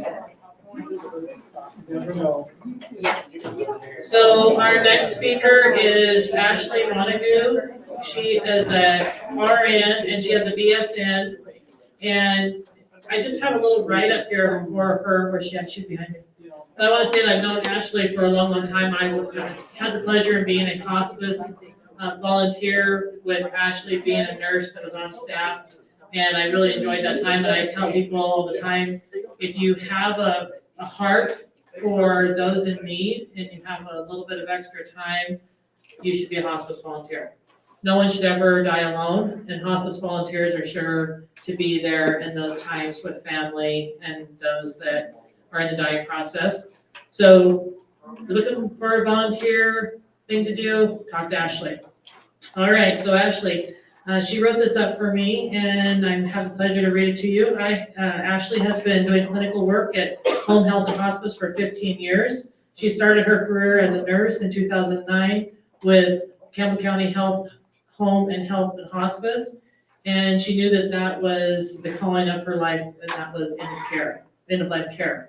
She is currently the director of Home Health and Hospice and has been in that role for 7 years. So please welcome Ashley Montague.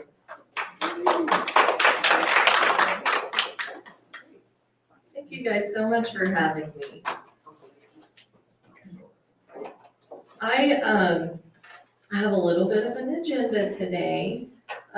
We're gonna start by talking, I think I have about 45 minutes, so keep me on track if I'm going over it. Can everyone hear me okay?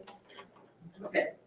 I'm gonna start by talking about advanced care planning, which I understand, I think a big piece of this group had a session with Richard Erb maybe a couple weeks ago. And I might expand on that and just talk about it from a little different lens, from a clinical person who helps families and patients in their home all of the time.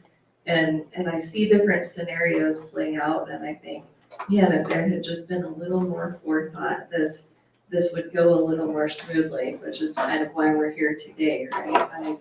I think you guys are brave and courageous to have the forethought to be thinking about these things ahead of time before it's the time that you need to take action. So we're going to talk about a topic called advanced care planning. And then I'm just going to impart some knowledge on you about home health services, what that is and how it applies to a life-limiting illness, and then hospice, which is obviously, taking care of patients at the end of their life. I'm sorry. Yeah. What was your name again? My name is Ashley Montague, and I'm the director of Home Health and Hospice for Campbell County Health. Thank you. Yeah. Okay, so advanced care planning is a couple different things. But I encourage you, I want you to know what it is because it's a hot topic. It's something newer being discussed, I'm going to say like in the last 5 years. And I think it might be getting discussed more because it's recognized at the insurance level now, where doctors can bill for a visit that they have with you, separate from, I go in and I need an adjustment for my blood pressure medication, or I need you to interpret these lab results, all the reasons that we go to the doctor for something acute that we have going on right now. This is more of a big picture conversation that you and your primary care provider can have about not what's going on with me today, but what is to come in the next 6 months, 5 years of my chronic condition that I have going on. And how can we start planning for that now? And it's really cool that insurance companies have started recognizing the importance of that and they're reimbursed for it now. So it's a specialized visit with your primary care provider to discuss and prepare for future decisions about your medical care. Some different topics that you would talk about in this visit with your doctor would be advanced directives. So what is advanced directives? I'm gonna start from scratch here. One part of advanced directives is a living will. And I apologize if some of this is a repeat, but a living will tells your doctors what type of treatment you would like to have and to avoid in certain situations. So I've seen all different kinds of thoughts and understanding about what a living will is. A lot of people think it has to do with who I'm going to give my assets to. You know, that's a will, not my wheelhouse, but a living will is specific to healthcare decisions being made for you. And this is where you get to put down on paper in advance what you want done in certain scenarios. Some fairly common topics that get listed in a living will are artificial nutrition and hydration. I'd say that's probably one of the top ones that I see. So it's where, but in a visit with your doctor, what you're gonna be able to do is talk about your specific condition and the likelihood of needing, you know, artificial nutrition or hydration. And then they can give you some, you know, personalized, specific advice on what you should do. But it's more than that. They're not necessarily telling you what you should do. They're getting information from you about what's important to you. What are your goals in the next couple of years? And then making recommendations based on the information that they gather from you. But I want to touch a little bit more on artificial nutrition and hydration from a lens of a hospice nurse. Because as we're planning these things out before we're in the moment, it's important to kind of to know some information. So, and I have these conversations every day, right? Because I'm visiting with people who are at the point of, is nutrition or hydration appropriate for me? So I'll tell you this, every single one of us who, you know, begins the dying process in a natural way. And what I mean by that is we're not in a car wreck or something traumatic and emergent happening to us, which is the more rare case. Most of us are just going to go through this natural decline process. And every single one of us are going to stop eating and we're going to stop drinking at some point. And that is easy for me to say that that's a natural process. It's hard for us to grasp and understand because our whole life revolves around eating and drinking, right? You know, when we want to show someone that we love them, we take them some food. When I plan a vacation, I plan the restaurants that I'm going to. Like my whole life revolves around food. And so I get and I truly do call it a pleasure because I get to make it hopefully make more sense to people. But you know, in the last weeks of our life, we don't want to eat. We don't want to drink, and it's not uncomfortable. It is not an uncomfortable process at all. In fact, making someone or encouraging someone to eat more than they want to is the thing that causes discomfort. So that's just something to kind of be aware of as you're thinking about if I want to have this discussion with my doctor. And then as it relates to drinking, again, drinking is the last thing. We usually stop eating weeks ahead and we usually stop drinking days ahead of the time that we take our last breath. but neither of those things cause any discomfort. And there's actually a lot of scientific studies that show that natural dehydration is, it's a natural way to manage pain because it slows the impulses in our body in general. And so therefore it slows the pain impulses as well. But we get a lot, I'm gonna say 75% or more of people that we take care of. It takes some time for us to talk through this, and it doesn't bother us. It's actually really a great thing to be able to help someone get on the other side of a comfort level with not eating or drinking anymore. There are some conditions, and this is another thing to visit with your provider about. There's certain conditions where there's truly like a mechanical obstruction that's causing your inability to take in food or hydration. And those might be the appropriate situations to talk about plans of a G-tube, which is, a little tube that they put in your stomach. And that's what we call artificial nutrition. We're bypassing the natural way that we take in nutrition and we're adding it somewhere else. And when I say mechanical, like if there's a tumor or a mass in our throat and the rest of our body is still fairly healthy, but I just can't get food past that, that's an appropriate time to look at, a G-tube. Okay, so then going down to durable power of attorney for healthcare. So living will is where I, in advance, am saying, I want this done, I don't want this done. A power of attorney is just where I list a person to be my decision maker in the event that I can't do it anymore. The intent is that if you have a living will, your person that you've designated is going to read that and help make decisions guided by what you've already listed are your wishes. And then there is an allow natural death, or what is also called a do not resuscitate order. And that is where I try to put this as simply as possible, because a lot of people get confused between these three things. An allow natural death is simply this. If your heart stops beating or you stop breathing, we are not going to perform CPR.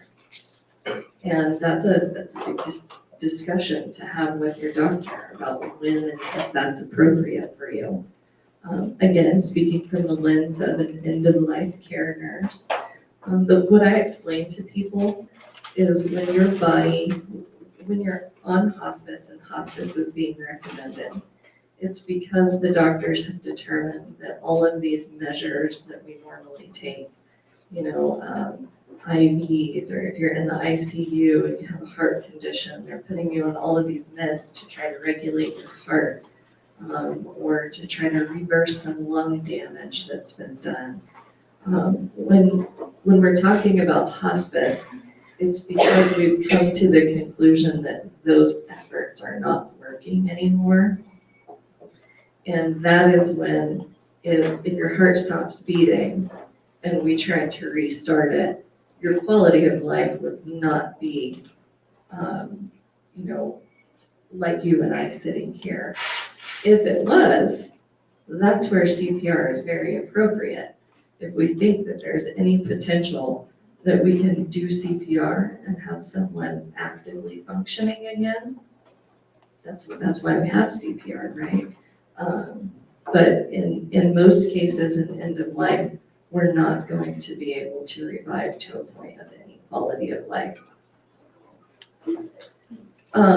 And then, the big part about a discussion with your doctor about advanced care planning is, like I said, what are the goals of your care? Ashley, can I ask you a question? What if you have chosen to allow natural death, but your loved one opposes it, and say a person has dementia or they're not able to make their own decisions, what happens then? Yes, So I kind of had that on future slides, so I'll, Oh, do you? yeah, I'll touch on it. Okay. I have a slide for tricky situations. Okay. So in this visit, you're going to prepare to talk with your doctor and ask questions like this of your doctor. How might this condition worsen other conditions that I have?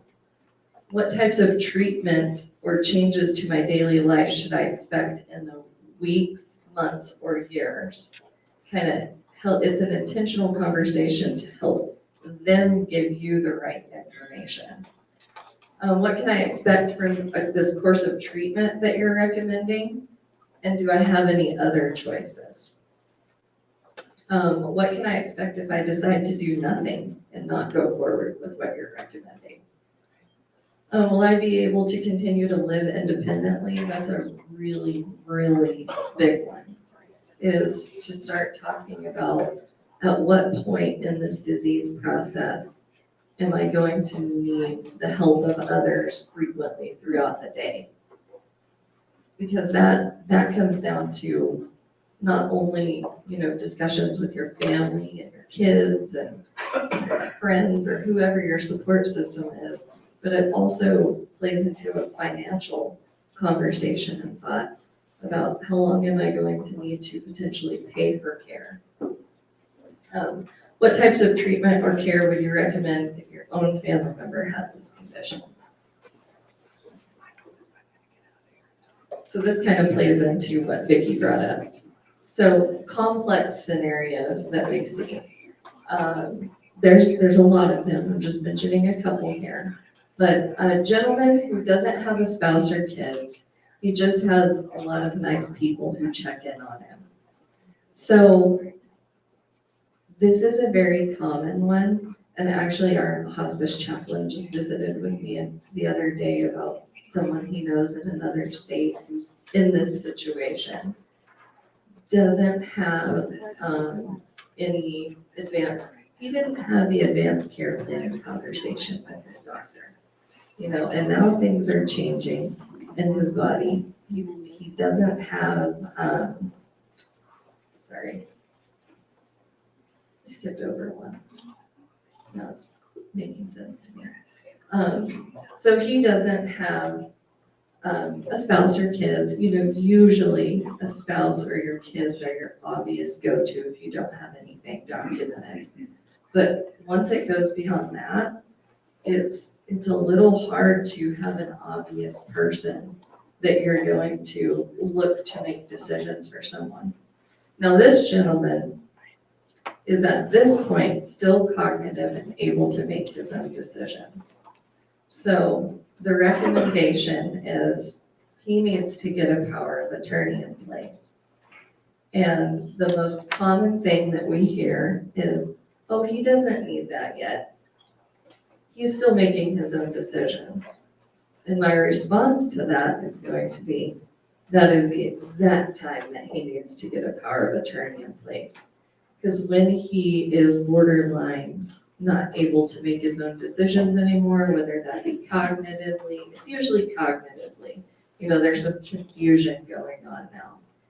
Then it's too late.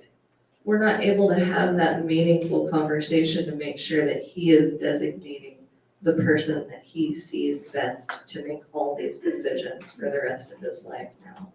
Because he's confused. He's not able to, this is, as we're learning, this is a very complex conversation, right? And so we want to have this complex conversation when we're completely cognitively intact to think about all the aspects. So I would say Ashley, I don't mean to stop you. Okay, how legal is that? You say you're now incompetent to make these decisions. We're going to consult with your durable power of attorney. Who makes that determination at that point?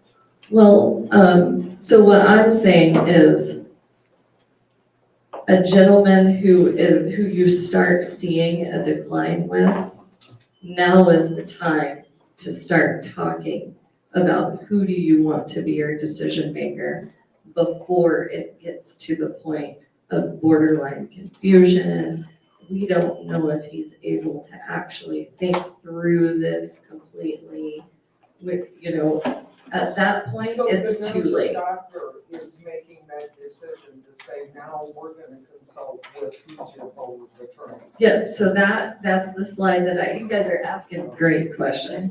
That's the slide that I have here. And this is a good conversation because it's so complex. It's very rarely black and white. So what if we get to the point of the gentleman, no one approached him, no one encouraged him, he just didn't have the information to make that decision when he could. And now maybe he's gone to the ER, he's been hospitalized, and now he is borderline confused. We're just not totally sure that if he said, I want Ashley Montague to make my decisions, that he really understands what that means. So it's too late. We're not gonna be able to have a notary come and have the witnesses and the people, document Ashley to be his decision maker. Well, thankfully, because this happens all the time, right? Thankfully, we do have some guiding light from Wyoming law that tells us how to assign a surrogate, is what it's called. And so this is like a snapshot from the Wyoming statutes that tells us as healthcare workers how to reach out to the right people to be this decision maker. And I just want to be clear, this is a last case scenario. Best case scenario is you have told us exactly who you want it to be. But if we don't have that, we're going to look to a spouse first, unless legally separated. If there's no spouse, we're going to look to an adult child. This also gets a little gray. Because if there's 5 adult children, which one do we choose? Generally speaking, there is, and according to the law, we don't have to have a consensus of the adult children. If there's an adult child in Kentucky that's estranged, we don't have to get their consent to move forward. It's the person that is most involved in their care. That's the adult child. If there's not an adult child, we look at parent, and then we go down the line in this order.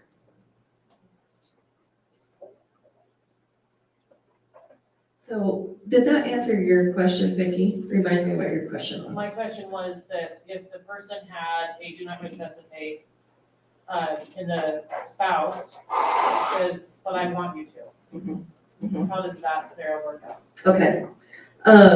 So you have a documented do not resuscitate. And that's one of the most difficult scenarios. And I will tell you, a lot of these things that become, there's no document that's going to specifically guide you in this area. And so the best way for those situations to be handled are a care conference. And that's what we're really good at in hospice. We get all of the team together, all of the people who care about Vicki and the person who's kind of wanting to go against what Vicki expressed as her wish. And the best case scenario is that we can talk through it and come to a good conclusion, which is honoring Vicki's wishes. I'm going to say 99.9% of the time, that's what we're able to do.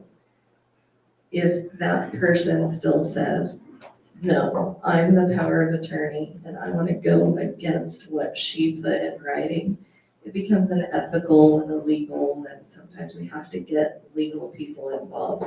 And I would say that I've never been in that specific situation. I've never gotten there. But it's probably going to land in what Vicki listed as her wish that was notarized and documented. Did you have a question? Yeah, who is initially asking for this to happen? Is it you as a hospice person or a nursing person, or like if there's no directive and then you say, okay, we got to find somebody, is it your responsibility or does it go to a legal? No, it's our responsibility. If we had to, get a legal process involved every time for this, it would significantly delay care and people would pass So away. it's the caretakers that are looking to have this available to them. Yes, and usually those things are happening prior to hospice getting involved, but it's part of our intake process. When we get a referral, we look for, do they have a documented power of attorney? If not, do they have a spouse? If not, do they have a child? And if that patient is not able to participate and sign their own consents, we're using this process to guide us in who's going to do that for them. So when I hear in the courts, I haven't heard of it so much lately, but in national news and stuff, the hospital is suing to keep this person on life support for on this. Is that because there was a breakdown and there's no written documentation? Medical profession saying this versus the family? My best guess is I'm aware of some of those too. And usually it's because there has been no documentation of what the wishes were. And unfortunately, a lot of those times, it's not a progressive illness. It's more of an acute accident that happened and no one's prepared for those things except for us in this room, right? And Ashley, we can do an advance directive without a terminal illness. Yes, yes. Yeah, I spent a lot of time thinking about, my intended audience here and what kind of angle I go at. Because what I'm talking about here is specific to advanced care planning, which is if I have a chronic condition, it's even more important for me to schedule this appointment with my doctor and talk about these things. Everybody in this room, regardless, should have advanced directives in place in the event that that accident that we're not expecting to happen happens. Is this like the living will from the hospital or from the Veterans Administration, one of those things? Is that basically a directive? Yes, so usually an advanced directive packet is going to have the living will piece, which is, in this instance, I want artificial hydration. In these instances, I don't. And you can just kind of define what you want in certain instances. And then the second part of an advanced directive packet typically is designating your power of attorney, the person to make your decisions. Good questions. And I know you're doing this, but I cannot stress enough how important this is at any age to do this. My sister had an aneurysm burst in her brain when she was very young, and I was her power of attorney, and she had her living will. When she had her children, she made one out, thank God, because it helped me.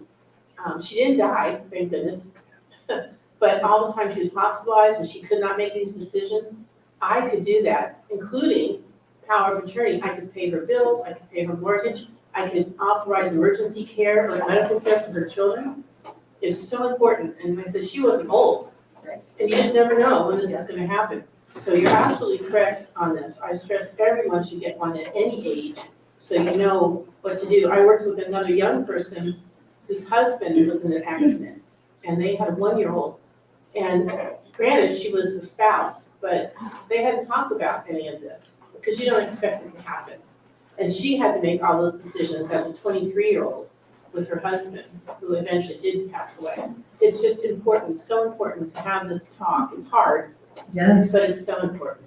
it is, because yes, it puts things on paper, but even more so, it generates some conversation to where you can really know. I can tell you my husband is not medical at all, and I am pretty sure he would put me on every single ventilator and everything, and that's because he would just be doing the best thing that he could think to do.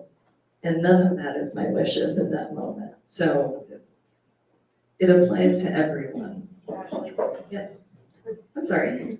I understand now having artificial nutrition, but would you, personally want hydration? So Ashley, can you repeat your question for the camera? absolutely. Her question was, she understands not having artificial nutrition at end of life, but what's my personal opinion on hydration and what would I want for myself? So I'm gonna speak generally. And every situation and every diagnosis and every disease condition is different. But I will say that regardless of your diagnosis and your condition, if you're in the last weeks of your life, adding artificial hydration, because when we're in the last weeks of our life, our organs are starting to shut down. Things are not working properly. And again, we've already come to the determination that we're not going to be able to reverse any of those things. And so it's happening regardless. And if I institute extra hydration, what almost always happens is that fluid doesn't process normally. It doesn't go through my kidneys and into my bladder and I pee it out like a normal healthy person would. It goes to our lungs and it kind of starts filling up in our lungs, goes to our lower extremities. I don't know how many people have taken care of someone who was really sick, but they start swelling in their legs. We call that edema. And usually when someone is getting edema in their legs, the other place that's going that we can't see is their lungs. And so it actually causes more harm than good, usually. So what we do is educate people. Most people choose to not go the artificial hydration route, but we're open, right? We want you to be comfortable with this decision too, whether it's you or your family member. And what we say is we can start an IV and do a liter of fluids if you really, really just want to be sure and try it. If it makes you feel better and you have no side effects from it, let's go for it. I mean, we're not totally against it. But what we usually see is the side effects are worse than the benefit. It really didn't make them feel better. Yeah. Okay. How much time do I have, Vicki? You got another 20 minutes. Okay. So another scenario is a woman who has a power of attorney listed as her husband. That's documented. And but now, things have changed for whatever reason. She's still able to, she's not confused. She's still able to be cognizant enough to tell you that she wants to change that to her daughter. We see this fairly frequently where, having the notary, getting the new document, getting someone into the home to notarize that and get an official new document is not always accomplishable. But this person is clearly saying, I've changed my mind, and they have the right to do that. And in the state of Wyoming, as long as the healthcare team, so me as a nurse, Vicki's telling me I want to change my mind. I no longer want it to be Clark. I document that in the medical record that I did an orientation assessment. I made sure that Vicki's not confused. She told me the person, time, place, president, and that she's telling me she wants it to now be Ashley to make her decisions, which, by the way, that's a bad example because you can never say, I want my hospice nurse to make my decision. It has to be somebody else.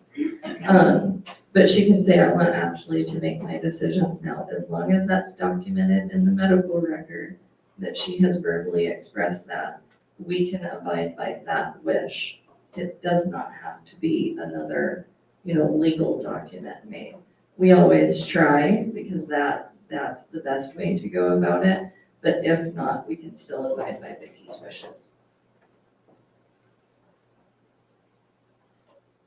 Okay, so I'm going to completely switch gears from that topic and just talk about the 2 service lines that I've been doing for the better part of the last 2 decades. Just to give you some knowledge about the care that's provided under these service lines, how they're covered, and answer any questions you have. I'm going to try to put most of my time into hospice since we're at the end of life symposium, but the lead up to hospice is usually home health, so it's important to know about that too. So home health is a service line that offers nurses, CNAs, physical therapy, occupational therapy, speech therapy, and social work.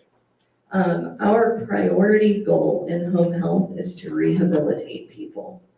So whether that's someone who just had a hip surgery or no surgery at all, they've just had frequent falls recently, they're deconditioned, they've just been hospitalized, whatever that looks like, our goal going in is we still think we can make you better, and we're going to develop some specific goals to try to do that.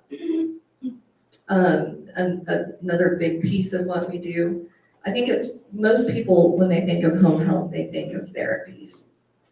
But what people don't as commonly think of is just general chronic disease management. And that it's important to me that as many people in the community know that that's a big part of our program. So someone who's been diagnosed with diabetes, congestive heart failure, and maybe not just been diagnosed, but maybe has had it for years, but not really known how to manage it very well. They just don't understand all the ins and outs of that disease. We can come in, a nurse can come in from home health and just help educate you. So an example of what we do for congestive heart failure is a big piece of managing that disease is monitoring your weight and monitoring your blood pressure.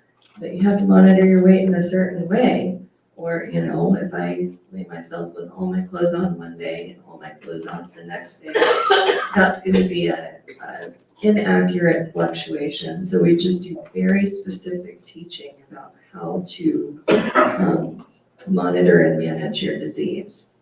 Again, the goal is we're going to educate you, we're going to get you managing this better, and hopefully you'll be on your way. We can discharge you, and you can manage your disease for years to come with more information.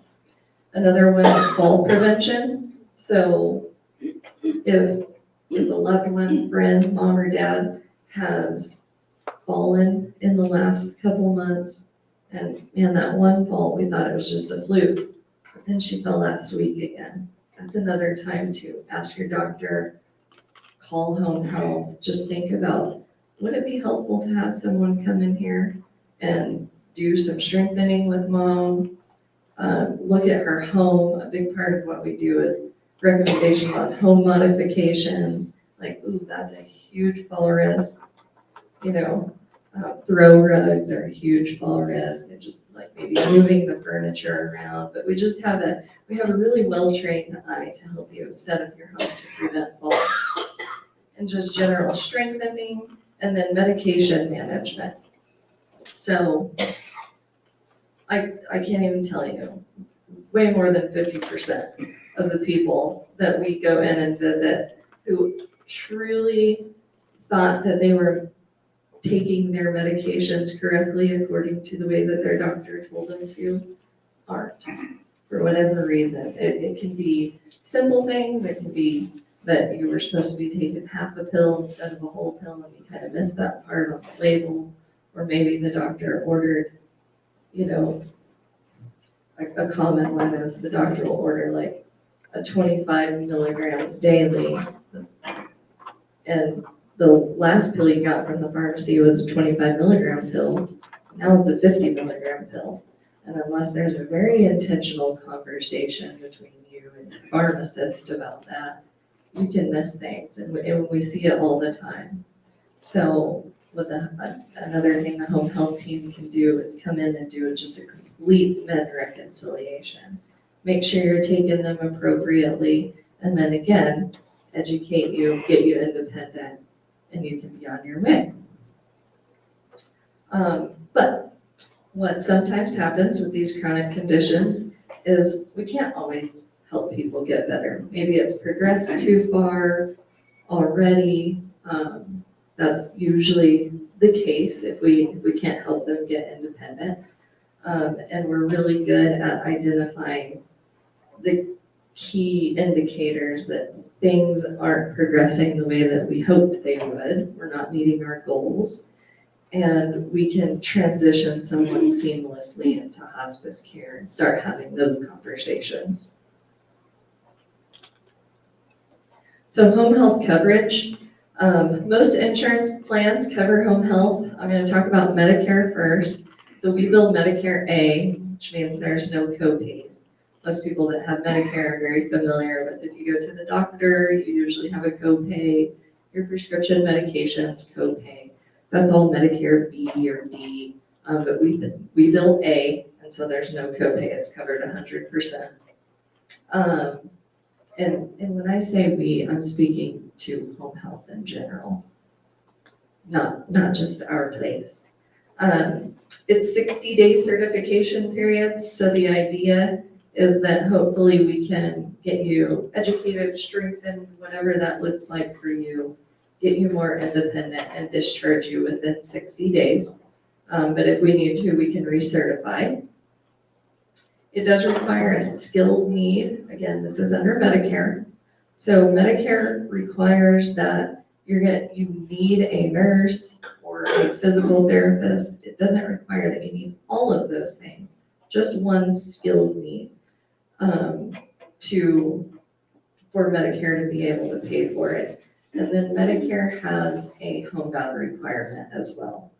So their intention, and I don't disagree with it, is that if we're going to pay an entity to come to your home and take care of you, it should be difficult for you to leave your home. Otherwise, you should be seeking that care on an outpatient basis. So I'll use physical therapy, for example. There's outpatient physical therapy clinics all over the place. If you can get out of your home fairly easy, that place is going to serve you better because they have more equipment that we can't take to the home.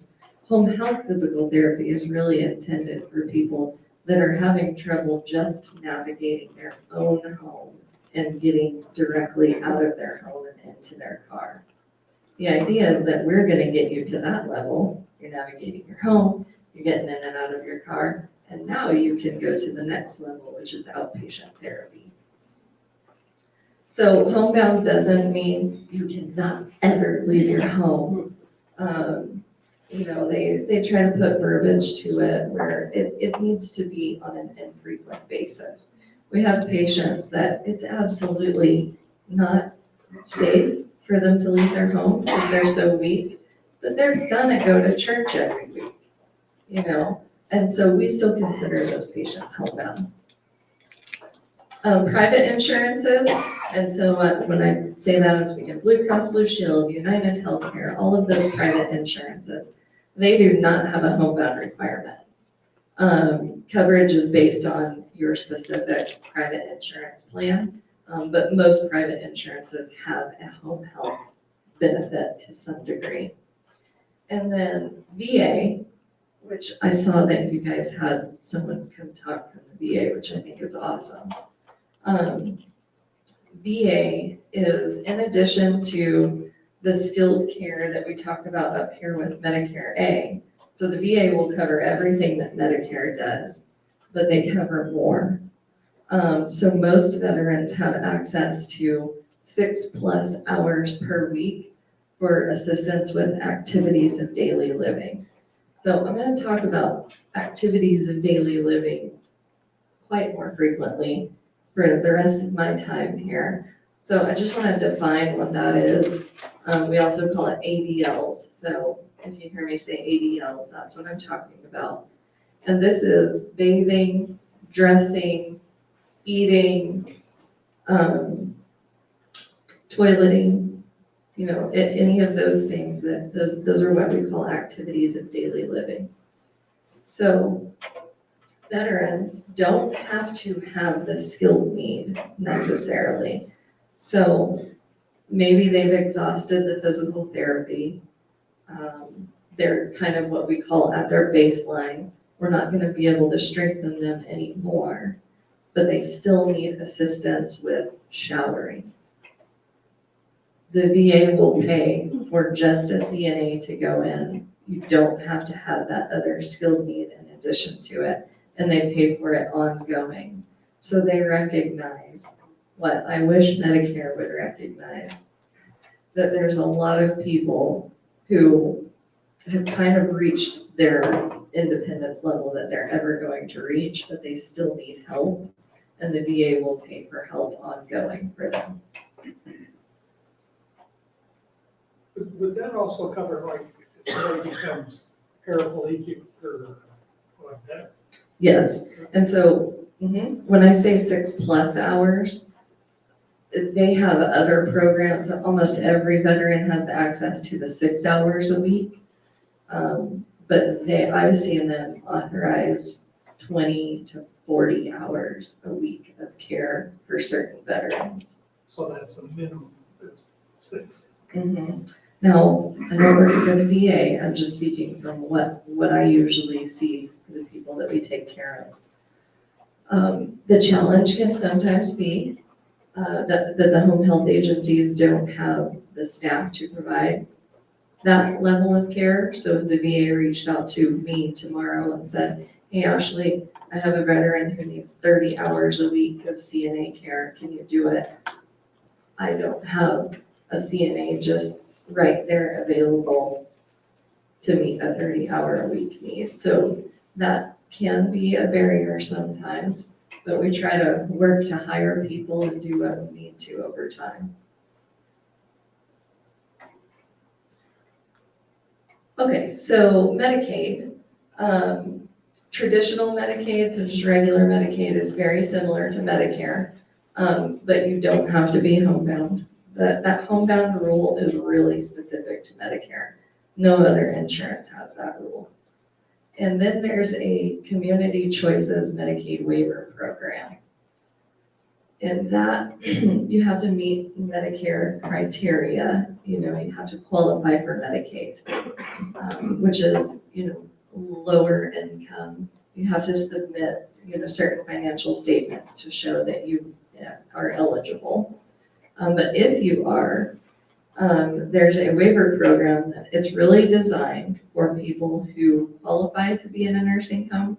They have enough weakness, just enough of a need for their ADLs that they qualify to be in the nursing home, but they don't want to go there yet. They want to remain independent in the community.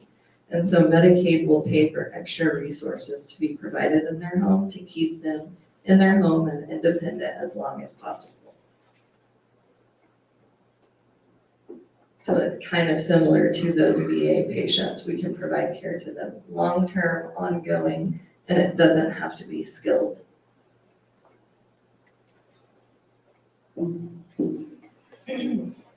So just have a quick slide ask about home health. If you have new medications or doses, we talked about that. If you're unsure if medications are being taken correctly, time, dose, frequency. You're unsure what your medications are for. If you've fallen 2 or more times in the last 6 months. If you visited the ER or been hospitalized 2 or more times.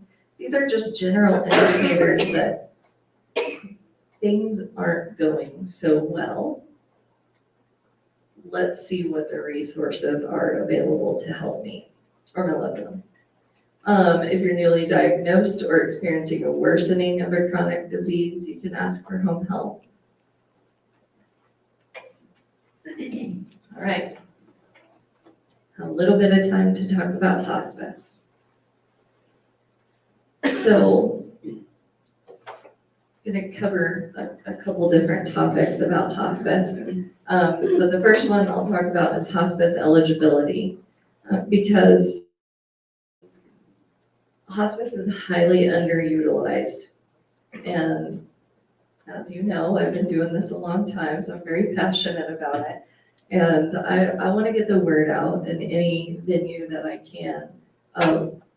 What's important to me is that insurances and Medicare actually cover this and recognize the need for this type of care very well. And people are not educated that they even have the option for this a lot of the time. So that's my goal, is to make sure that people understand when they're eligible for hospice. The most common myth is, excuse me, that hospice is really just intended for someone in the last week of their life, but that's not the case. Yes. So what do you do for hospice care now that close to home is closed?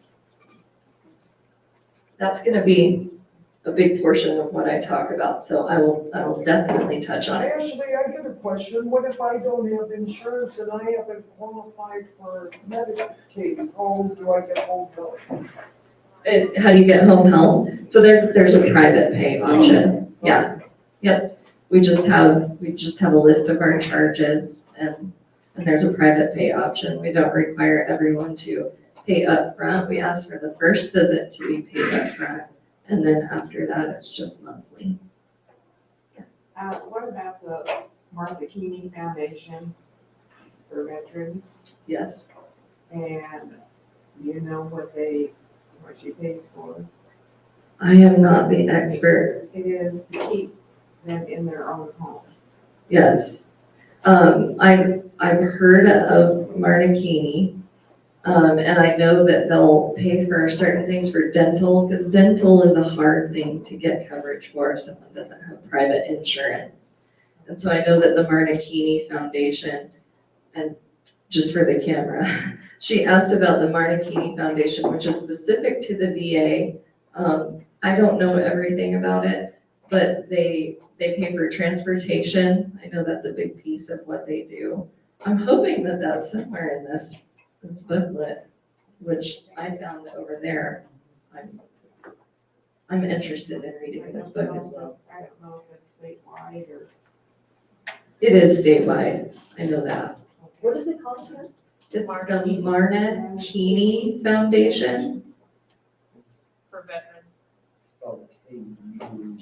I think it's KUEHNE or something. Doesn't the senior center once a month have a meeting with The breakfast. Yeah. For veterans is paid for by. Yes. But I mean, where you might give Information. Mhm. That's good idea. Yes.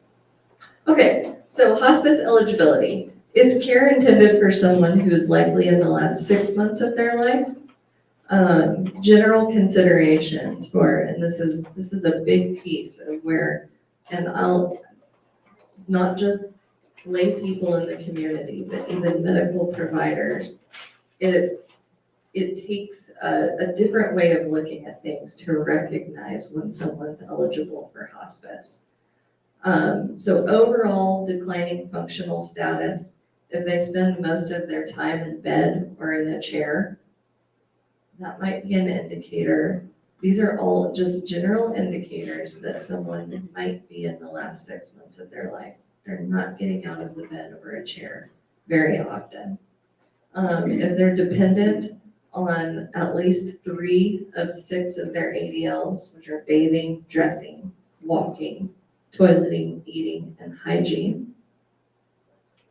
And then altered nutrition is a big piece of an indicator as well.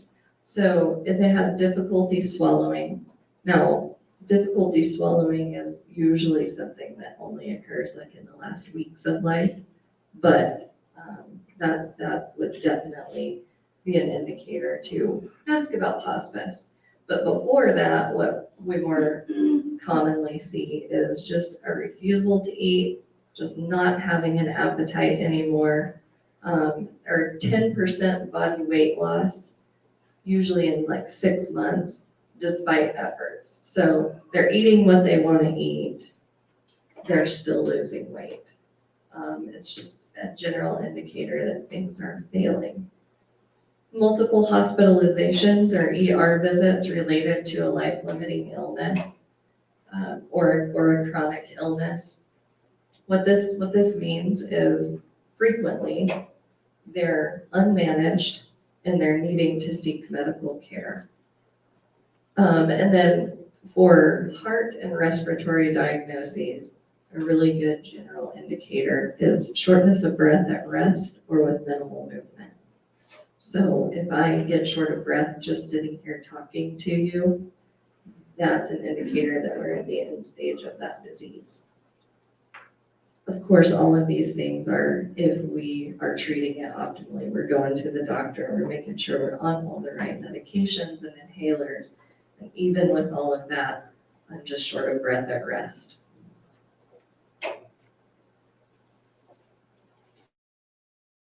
So the hospice model of care, and that kind of lends to your question about what does this look like if close to home isn't open, the close to home hospice house. So even prior to close to home opening and all the while that close to home was open, most of the hospice care that we provide is in the home. And so I'm going to kind of speak to the hospice model of care regardless of where someone is. And then the next slide is going to talk about locations of care. So the hospice model is intermittent nursing care. So a nurse is going to visit you daily if that's what you need. We always visit daily to begin with.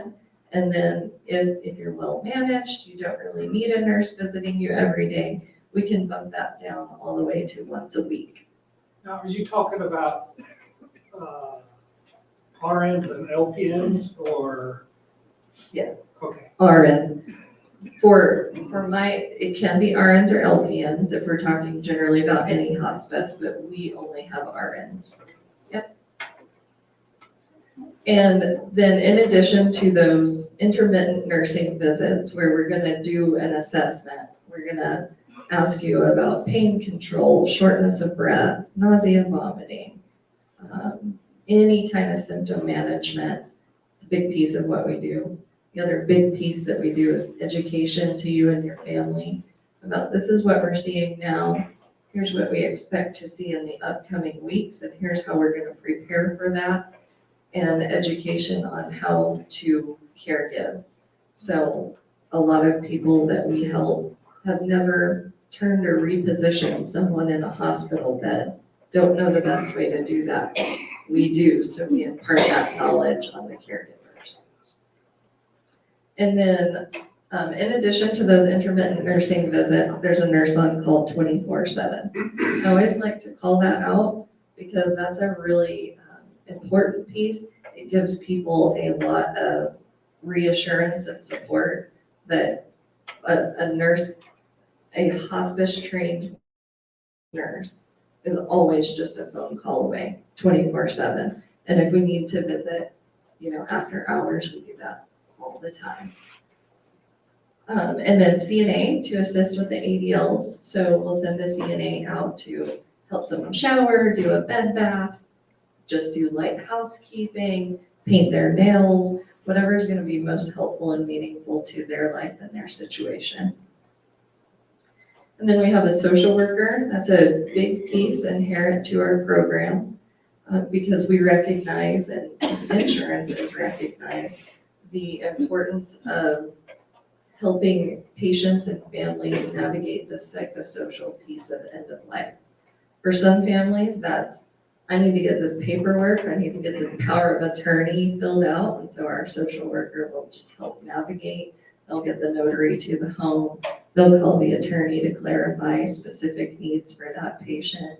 They'll help do all of that. But separate from that, let's just talk about how you're coping. Are you sleeping? Are you going to your doctor appointments as a caregiver? How are you taking care of yourself so that you can continue to take care of your loved one? And then also talking with the patient about how are you dealing with, how are you feeling, how are you coping with facing this life-limiting illness? Then we have a chaplain, because we recognize, I think this is really cool, that, even at the level of Medicare, everyone recognizes that end of life is a spiritual event as well. None of us, when facing the last weeks of, this is Ashley's opinion, but nobody, when facing the last weeks of their life, isn't going to wonder or be processing something about what might happen next. A lot of people are very at peace with it and calm about it. And some people have a lot of questions that they've never thought about. We have the whole spectrum, and we have a chaplain to help navigate those situations. We also can connect people with just their regular religious community. So if you're already really connected to the Catholic Church, we're going to help get the Catholic Church to come visit you in your home. And then we have our medical director. Obviously, all of this care is driven by a doctor, especially the medications and all of that. So Dr. Patel is currently our medical director. He has been for more than 5 years, I believe. And he drives all of the orders for the medications that we have. And then in addition to all of those people that are under the hospice model, medications are covered as well. So we order and deliver all of the medications that you need and that we're recommending that you take. And then equipment, that's a big piece of it. Because as things are changing in your body and you're getting weaker and needing more assistance, you need equipment to help make those things safe. And so we bring all of the equipment that you would need, whether that be just a shower chair all the way up to a hospital bed, oxygen, we cover all of that. We have therapy consults, so going back to physical therapy, occupational therapy. We have to do consults sometimes when it's applicable for energy conservation. That's a big thing, is what is the way to transfer mom from the chair to the bed and conserve the most energy. Our therapists are really skilled at that, so they can give some ideas. And then, like Vicki said, we have our hospice volunteers. They have the best job, let's be honest. They just get to go visit with the patient, do crafts, play cards, socialize, take them on outings to the fishing lake, whatever is going to add to their quality of life. That's what our hospice volunteers do.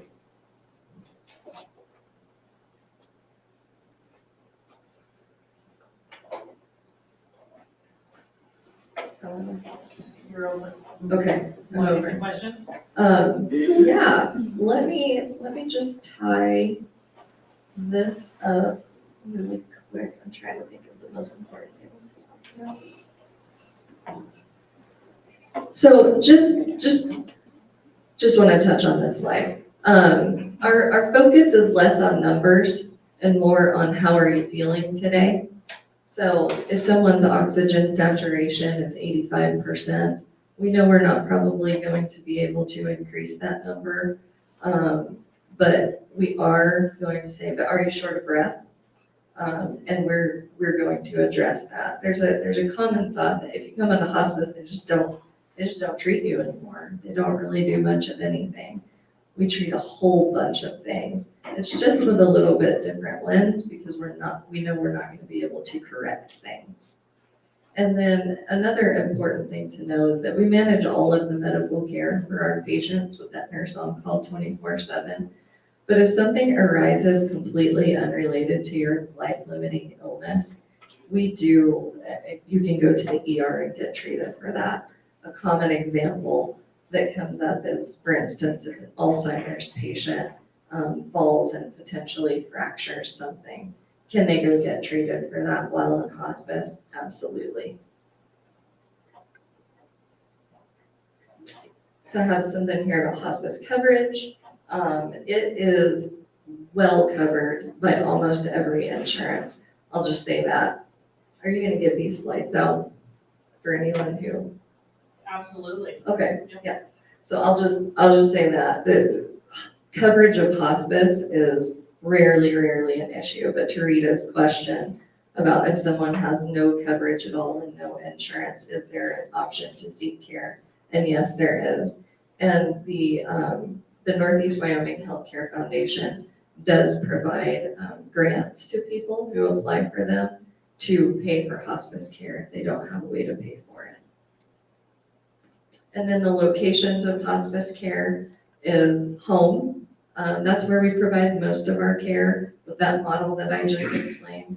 But Legacy, Living in Rehab, has 24-hour option. We provide care to patients at Primrose, and Willow Creek is another facility in town that we provide care to as well. And most Medicare and most private insurances don't cover the cost of 24-hour care. But Medicaid and the VA do cover that room and board.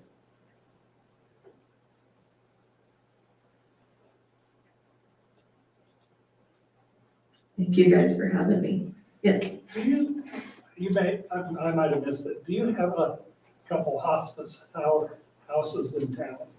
We don't. There are no hospice houses in town. So when someone needs 24-hour care, who's a hospice patient, they can go to Legacy. So we have a pretty good relationship with Legacy where we can, call them and say, hey, we have a need today or tomorrow, and they will get the patient admitted pretty quickly over there. But we also, some patients don't want to go to Legacy, or it isn't appropriate for whatever reason. And so Primrose and Willow Creek are two other options. Where is Willow Creek? What is that? So it used to be Beehive. Okay, I know that. Over by Sage Valley. It's kind of a group home situation. Yeah. I just want to say, my family's got a lot of nurses and stuff in it, but my hat's off to the people, especially like you in hospice, because most of nursing is keeping people healthy and stuff, and here you have to face the fact that these people are coming near the end, and that takes a very special person. Thank you. I appreciate you recognizing that. Thanks for having me today.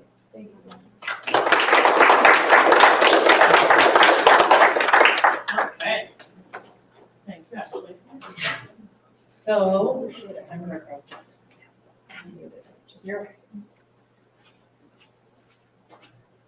Okay, I think before our next speaker, we better take a little bit of a break. Does anybody need to take a break? Yes. I did already. Rita, you're back now, they're gonna take a I do break. have a question for Ashley.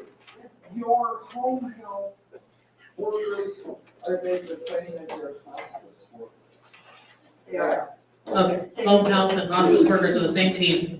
Okay, so let's meet back here in about 5 minutes, and then we'll do another drawing, and I will give a little spiel, and then our final speaker, Marina, will be up.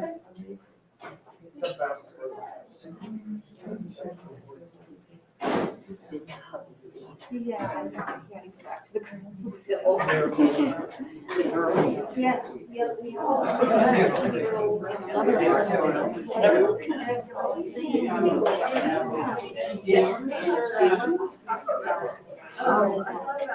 quite a gap here. One of my sisters has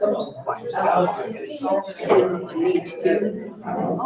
She had one starting kindergarten, one graduate. And I guess I was on field.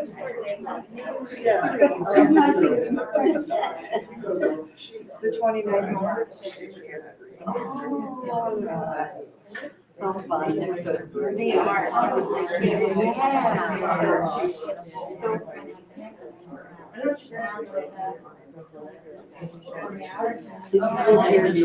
I do have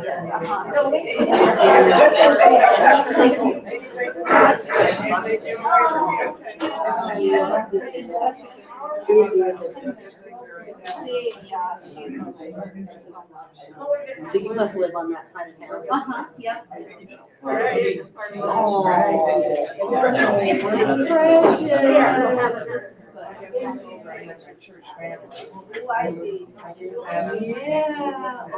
Beautiful. That's my question. And so do you know you're another girl? And when are you due? August 19th, though, however, both of the process. Really? With no problems? No problems, I am away. Look at you. Yeah, no, Leo was 6 pounds, 4 ounces. I know, they were just they were just red. And so were you, right?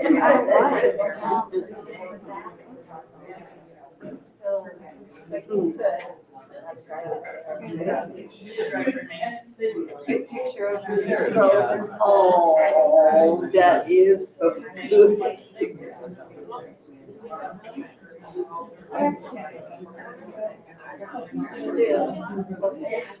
Well, we haven't started.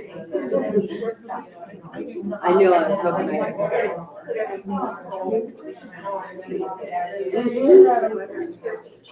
It is. It was good.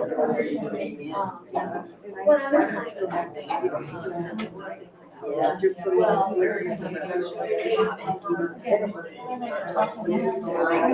we came in, it was getting, yeah, and we didn't sell. Wow, I don't see you. That was nice seeing you. Exactly. Right on the corner. Are you in right? No, we're in Gillette. Tell her we're here. 59, you know, going up 59. And you get almost to that old restaurant used to be right. Okay, well, there's a big red barn on that side. We're right across the street. We moved from the ranch. Remember, they're the ones who were on Highway 59 to the left. Their house was there. Right behind that big view. I know, I always wanted to go slow. Oh. That's right. I always. Yeah, the kids always come down there. My sister, oh my gosh, okay. I'm like, I recognize the name, but then. Yeah. Always wanted to go sledding on the big hill. Yeah, all the time. Yep. Mom and dad were too scared. Well, I love their dad. Okay, now what's your? So, I am in a friend. So, one thing has been never told me where to I've heard the bell, yeah.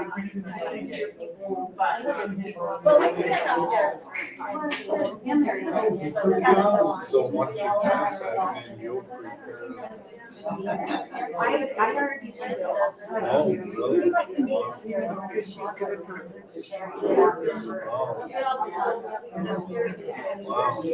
That don't bother you. No, it doesn't. Oddly enough. Good for you. Yeah, it's not fun. Yeah. Like, when you do it for free. Well, at least your customers don't talk back.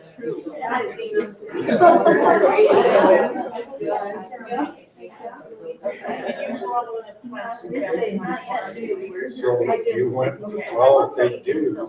Then I'm out. Then I'll be gone. So was that like a 4-year? 2 years. How many years of schooling?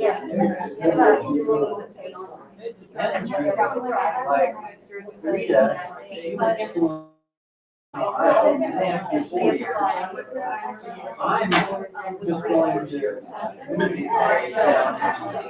Colorado, and it can either take a year or 2 years. Kind of depends on where you want to work and how quick you want to get there. Because I know Minnesota, Ohio, other states need the readers. That takes better people to do what you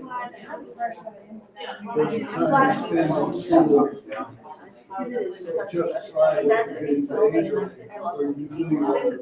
Oh, no, I haven't seen, I've always wanted to.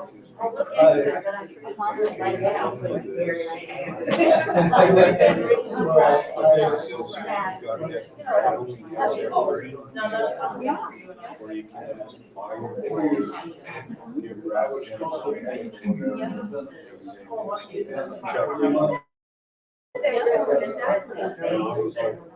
like, no, I live with that. Yeah, that's always.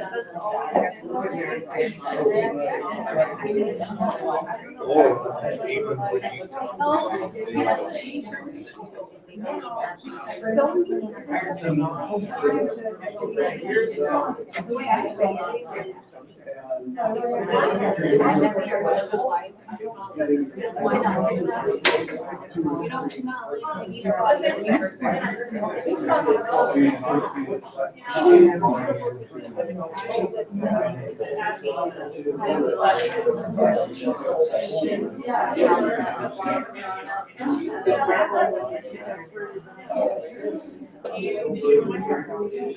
I'm the grandma.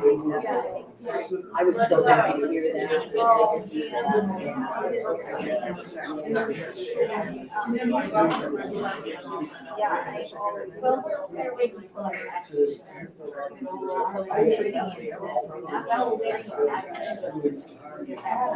But listen, I didn't eat, but I had a lunch at 1 already, so I gotta go back to lunch.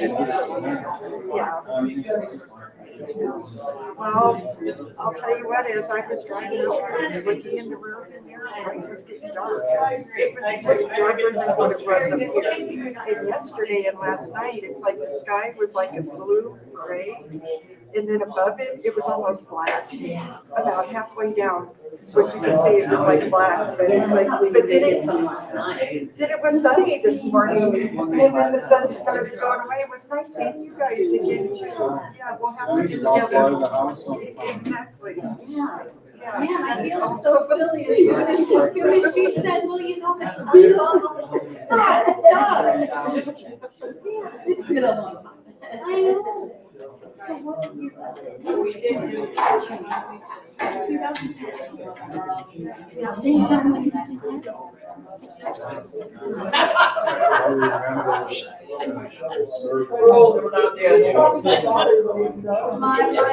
yes, and that is why at my, so, on the agenda, the speech that I just did, the title for mine was More to the Picture, because of that song, he said, there's more to the picture. And so, like I said, always looking for songs and things, since music was such a special thing with my dad. There was a day that I back there in the stairs at the funeral home, I'd go down to you know, my thinking about this all the time. I went to activate, I'm like thinking about music, and on my heart that day, I'm just thinking about it. I get done, as soon as I turn the vacuum off, there's usually I'm like, oh, there it is. Yeah, that, I listened to that song on the way here. Okay. It's by so loud. On the way here. All right, we're getting back to our seats.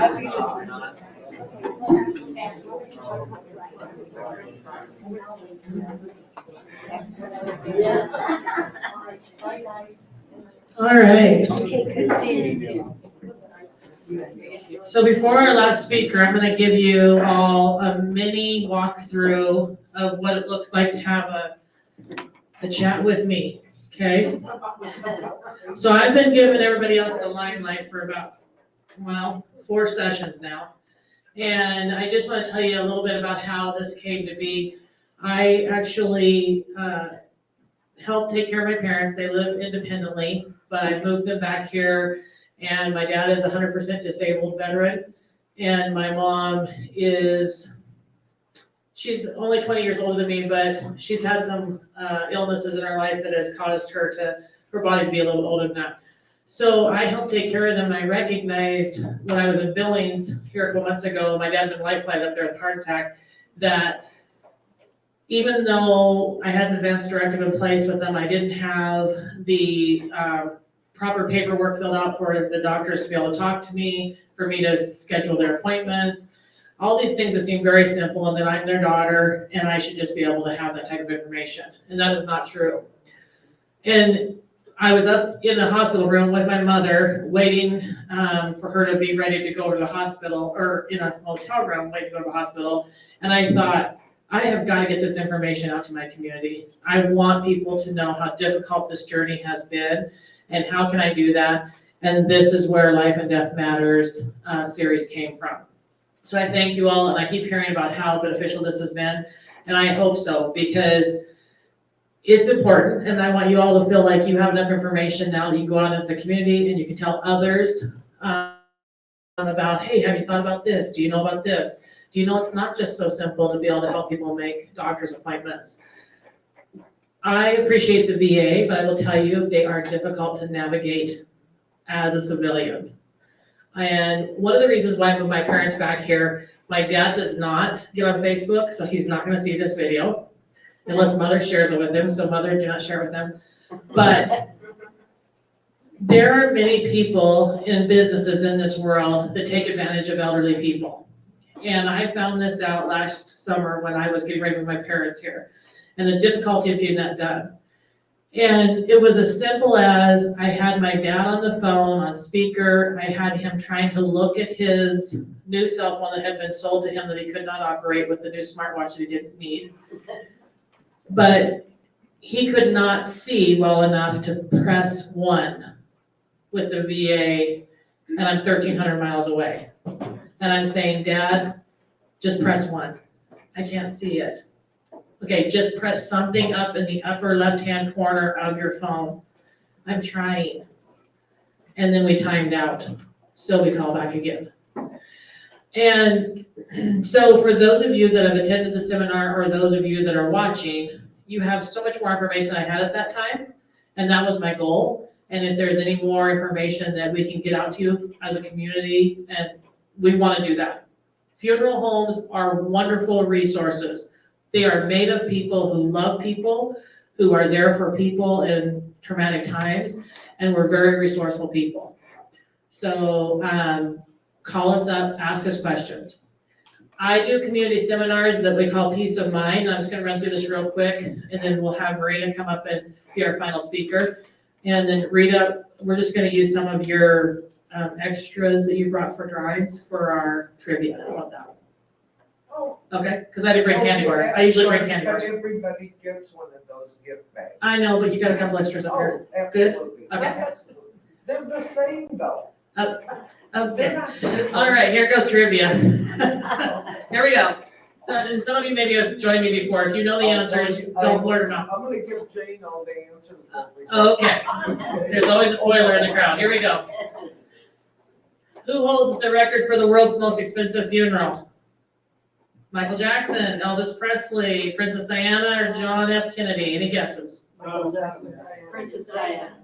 Who was first one said Princess Diana? Jane was, and I didn't even, I heard her. Somewhere over here? Okay. I heard it, but I never told her. Okay. Yes, $16.2 million. Yep. The Queen said that if you want to remain a part of the inheritance, you will be pre-planned after Diana's death. She believed in it that much. Okay. What celebrity saw their funeral's tickets scalped for more than $10,000? Of course, they didn't see it because it was their funeral. But anyway, it's poorly written. But more than $10,000 funeral tickets. Who was it? Elvis. Nope. Michael Jackson. Who said Michael? Okay, Marilyn did. Yes. Well, bring Jane back first. Too, while you're up there. Okay. All right. Michael Jackson. If you want to see his funeral, you're gonna pay $10,000 if you didn't get in before. Yeah. Oh, thank you very much. You're welcome. All right. Who owns the plot next to Marilyn Monroe? Hugh Hefner. Joe DiMaggio, Madonna, Hugh Hefner, John F. Kennedy. Hugh Hefner. Hugh Hefner. Marilyn got it again even before the. Somebody else. Okay, well, that worked out good because I'm out of door prizes. All right. I think it was $72,000 they paid for the plot next to her. All right, for veteran service, how many stars should be visible on a properly folded flag? Whoops, sorry. I was supposed to just give you the answer. 4. Yeah. Four. Because it's folded hold it in a. Army, Navy, Air Force, Marines, and the Coast Guard is not recognized as a star yet. And when that changes, there's gonna be a lot of revisiting of how to hold a flag. Okay. All right, so this is just part of my presentation. I do this out in the community quite a bit, so we're gonna let it roll through this. We did the trivia. I do like to show this next picture because it's super important to me. Oh, my family's not up there. Usually it's a picture of my family. I'm very, very fortunate that I still have my parents and my children and my grandchildren. So I haven't suffered the kind of loss that a lot of people in this room have. But I do understand and recognize the importance of pre-planning. My grandfather's funeral was pre-planned and there was still a bit of bickering and arguing. Sorry, family, if you're watching. But my grandmother on the other side, I only recall those two because the other ones passed without me being too present. But anyway, she wasn't planned and there was still bickering.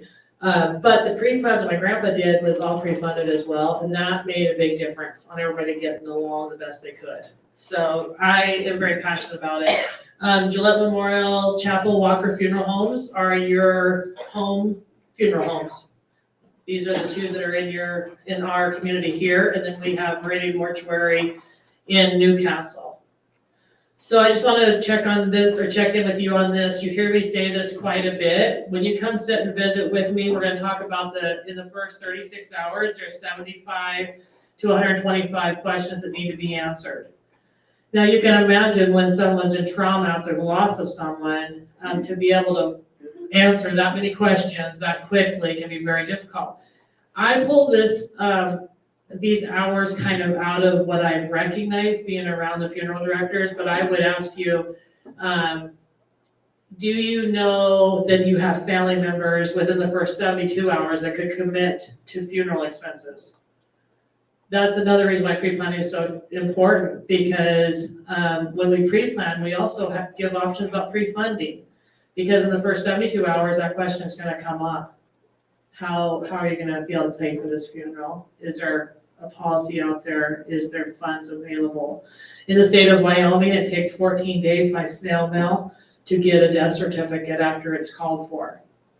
If you ever get a call or an email that says it's from Vital Statistics from the state of Wyoming, do not answer it. Do not answer their questions. What's it called? Vital Statistics, state of Wyoming.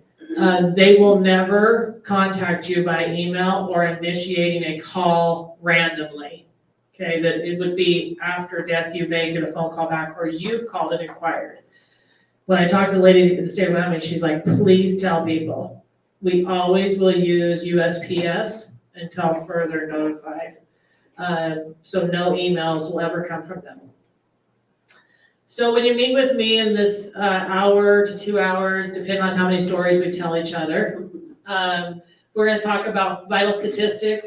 This is what is named on your birth certificate will be named on your death certificate. So we talk about your parents, what their names were, where were they born, if you remember their birth dates and their birth states. Towns and states is even better, but we'll talk about those types of things. Special instructions, basically, what do you want for details to personalize your funeral arrangements? We're going to talk about the funeral services. Basically, do you want to be buried in Gillette? Do you want to be buried in Sheridan? Do you want your cremains split between two places? We talk about those things. Military records. If you don't have your DD 214, I help you get that form. I get it in front of you and I'll help you fill it out. And then there's other forms for veterans that I can help with as well. And emergency contacts. You be prepared to give names and phone numbers of who you would want immediately contacted. Okay. So I'm not going to go through the rest of this presentation just because Marina is going to come up and speak, but that's just a little taste of what you would talk to me about when you come into your pre-plan. I'll tell you that several people have called me, and I've had a few people already come from these series come in and pre-plan because they recognize this importance to get this done. And our heart for our community is that you'll have a plan for your family so the times at the arrangement tables are not so difficult for them. And I know that that's your heart as well. But now you have all the information, you know how to get a hold of us. Marina's gonna come up and she's gonna be our final speaker. And I'm gonna get her introduction. But while we're doing that, we are gonna do our final drawing, because then when Marina's done and she's done with Q&A, then you guys can go on about your day. I feel kind of sad because all of you have been with us through the series. Like, when are we gonna see each other again? I know, we're gonna do this again in the fall. Okay, so you guys can come back and you can visit us again. We're gonna continue to do this. Cadence, would you shut my computer? We're gonna continue to do this until nobody shows up anymore, and then we'll skip a season, and then we're gonna do it again. Okay? And Vicki, it would be if we could have some input of other speakers or other. Absolutely. A donation is the one that I heard quite a bit. Yeah, if you have any suggestions, anything we could add to help, is that what you're saying, Marina? Yeah, please let us know. We would love that. Marina, do you want to come draw a name for this? Final drawing. Well, Jane already said better advertising, see, I missed the first one. Yeah. Eight of spades. Eight of spades. That was, My mom's Oh, that's your mom? Okay, that's all right. Mom still, but that actually is very interesting, kind of segue. Okay, so we'll move this over here. It's gonna be over here, Corinne. She had to beat the weather back to right. And then everybody will get a bag before you go. Bag of goodies for every single one of you. Rita put the bag of goodies together. Thank you, Rita. Thank you, girls. This is really so valuable. Yes, And ma'am. it's even fun. we put that on in the future. We put the fun in funeral. That's right. I love that. In case you didn't hear about that on the camera, one of our audience members who's been with us a couple series, she said, this has been fun. Okay, I got another thing Jane just brought up. She did it to be motivated. So maybe next time we do this, the obituaries are written right here, we get some type of pre-plan. Oh, yeah. That's what motivates people. That's why I Absolutely. had, like, the obituary filled out a little bit. That's a start. So the suggestion is for obituaries to be done today during this session as well. Okay. All right, so our final speaker, her speech is titled Aces and Eights. And that is the playing the dead man's hand. Has anyone heard of the Aces and Eights hand on a deadwood? Okay, so that's the name of her title, and you're gonna find out why. But now I'm gonna introduce Marina McElvain. She's a proud Newcastle native, Army veteran, mother, and dedicated funeral director, serving her community with compassion and resilience, always rising from challenges as a survivor, spreading the light and comfort in dark times. Please welcome Marina McElvain.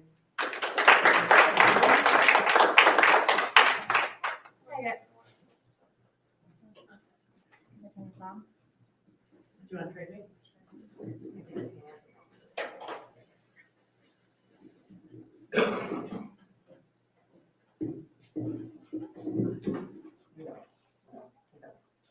Smoker's funnel.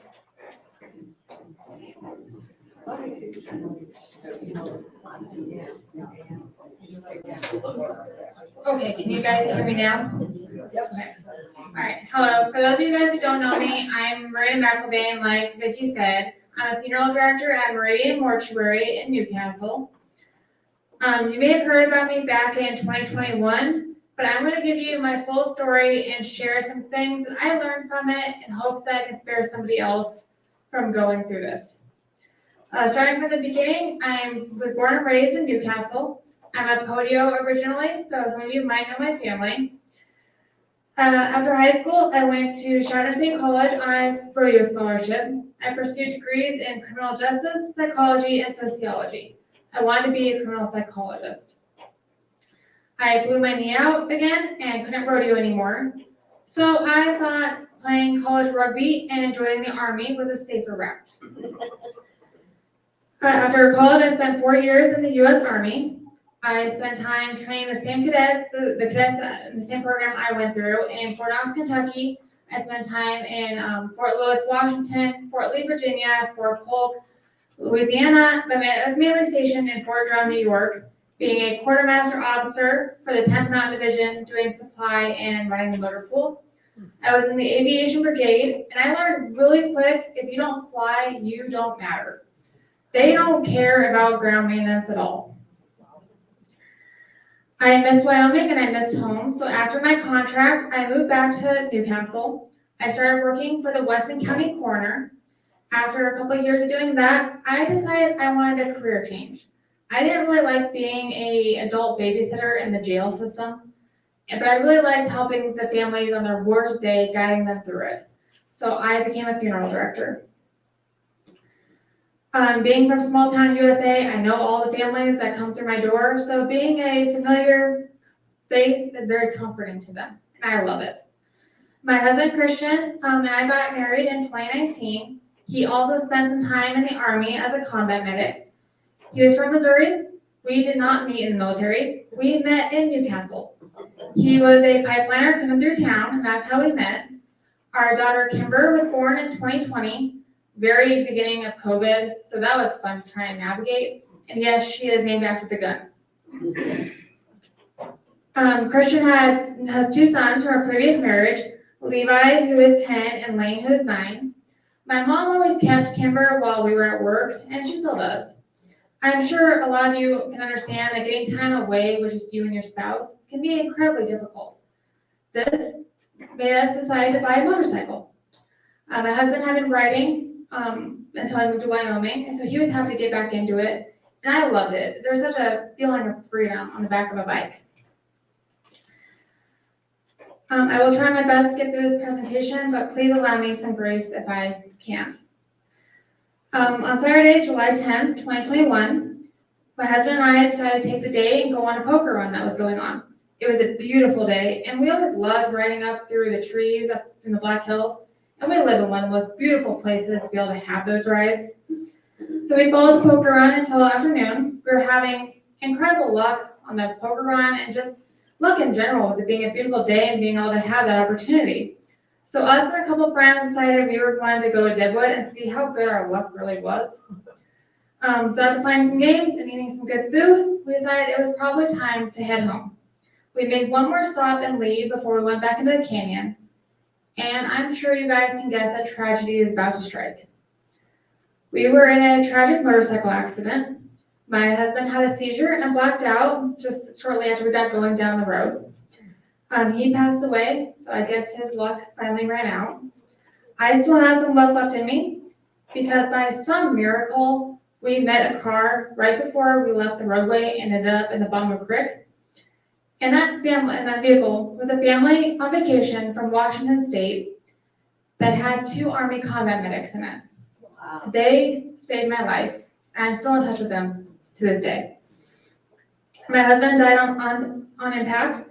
I suffered from 3 skull fractures, a broken neck, a broken back, broken arm, collapsed lung, punctured lung, and somehow managed to get hypothermia in July in South Dakota. Which, I mean, I never wanted to go riding unless it was incredibly hot out, and I'm guessing that was probably for a reason. I was life flighted to Rapid City. I coded 4 times, from when life flight picked me up to when they got me stable in the ICU. I believe that when my husband and I both died, he kicked me in the butt and said, "Go back and take care of our daughter. What are you doing?" Because I should not be here today. I spent a week and a half in a medically induced coma, and another week and a half in a self-induced coma, which just basically meant I didn't want to wake up for good reason. You never know what cards you're going to be dealt. Something I tell everyone, and I understand it more importantly now, and I'm sure I'm guilty of it, but be aware of what you talk about when you don't think the person can hear you. Hearing is the last sense to go. So whether it's your family in home hospice, in the hospital, nursing home, in a coma, or just not conscious for some reason, they can't hear you. I remember things that I would really rather not remember hearing. So talk softly, talk positively, and don't put any stress when their bodies are just fighting so hard to survive. And the other point is just don't buy a motorcycle. Obviously, with my husband's death, the funeral home couldn't just wait for if or when I finally woke up to make decisions as his next of kin. My family got temporary guardianship of me to make my medical decisions, and they had enough to worry about on whether to pull the plug on me or not. I know I mentioned that I broke my left arm, and in that, I partially severed my brachial artery. So there was a discussion about whether we were going to amputate my arm, and so I would survive, or go through a surgery that I would probably not survive through. And by the next day, my brain had rerouted blood flow to my hand, and I was able to keep my arm. So your brain does amazing, amazing things.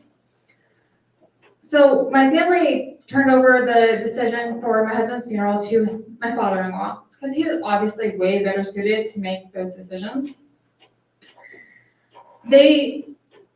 I'm really glad that they did, because we both just wanted to be cremated and never thought anything of it. But where he had 2 young sons, they needed to see their dad again. So they had a full visitation and a service. I don't know if I would have been in charge if I would have made that same decision, but I'm thankful that they did. Sorry. I was too busy taking my involuntary nap to have the visitation and service, but luckily our funeral home recorded the service, so I was able to watch it as many times as I wanted. I do know I would have done a few things with the service differently, as far as the songs that were played, what he was dressed in, the pictures that were shown. Make those opinions known. Rita, our amazing funeral director, waited as long as possible before having to cremate him in hopes that I would wake up, but it just didn't happen. I know probably a lot of you think that you just want to be cremated and your families can drink a beer and scatter your ashes on the lake. But think about the rest of the family that may need something different.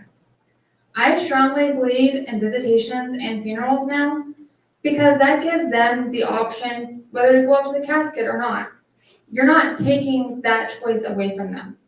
And some of them may need that. For me, I woke up months later. I didn't even know it was months later. It was just a brand new day to me. I had no idea what happened. I didn't know where I was. I didn't know that he had died. So what I didn't know was important that I do now is I had no confirmation. I didn't get to see him again, smell his cologne, touch him. I didn't have any way for my 5 senses to validate what I was being told. I, for some reason, knew kind of that he had passed away, and I'm sure that goes back to people talking in my hospital room when they shouldn't have been. But I think that viewings, like everyone said before, are so incredibly important, because you don't want to deny your family of that confirmation, because then you're asking them to just blindly believe in something. I was just handed an urn with cremains and said, here's your husband. And I still think to myself sometimes, I go, he's not dead. He just ran off with another woman or something else ridiculous, because I don't want to blindly believe it. That's hard for me. So if you want to know, if you want, certain songs played, to be dressed a certain way, have certain pictures shown, please make that known, because you don't want to leave your family making those decisions when they're grieving, because they're not thinking right, because no one in that situation is. I mentioned our 1-year-old daughter, Kimber. We never put anything into writing, because at 29 and 31, why would we? And when I mean we had nothing in writing, I mean we didn't have a single piece of paper in our entire house. All of our bills were paid online. So yes, I was in more physical pain, but I still can't wrap my mind around what my family was going through. Sitting next to my hospital bed, not knowing if I would make it, how I would wake up, would I know who I was, would I know I had a daughter, how are they going to keep whatever bills I had paid when they don't even know what they are, if I do make it?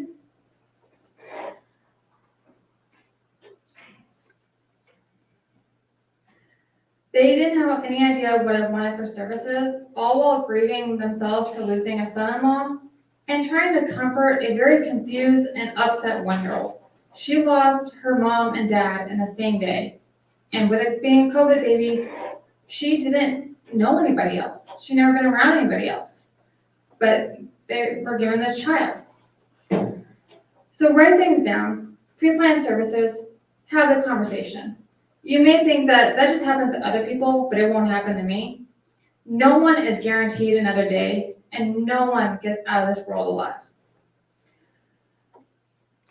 What's going to happen to your grandkids if something happens to their parents? Who's going to take care of them? You need to have those conversations. They're uncomfortable. They're horrible conversations that no one wants to have, but have them. Make them plan for the worst. You plan for the worst. Because it may not happen, but what if it does?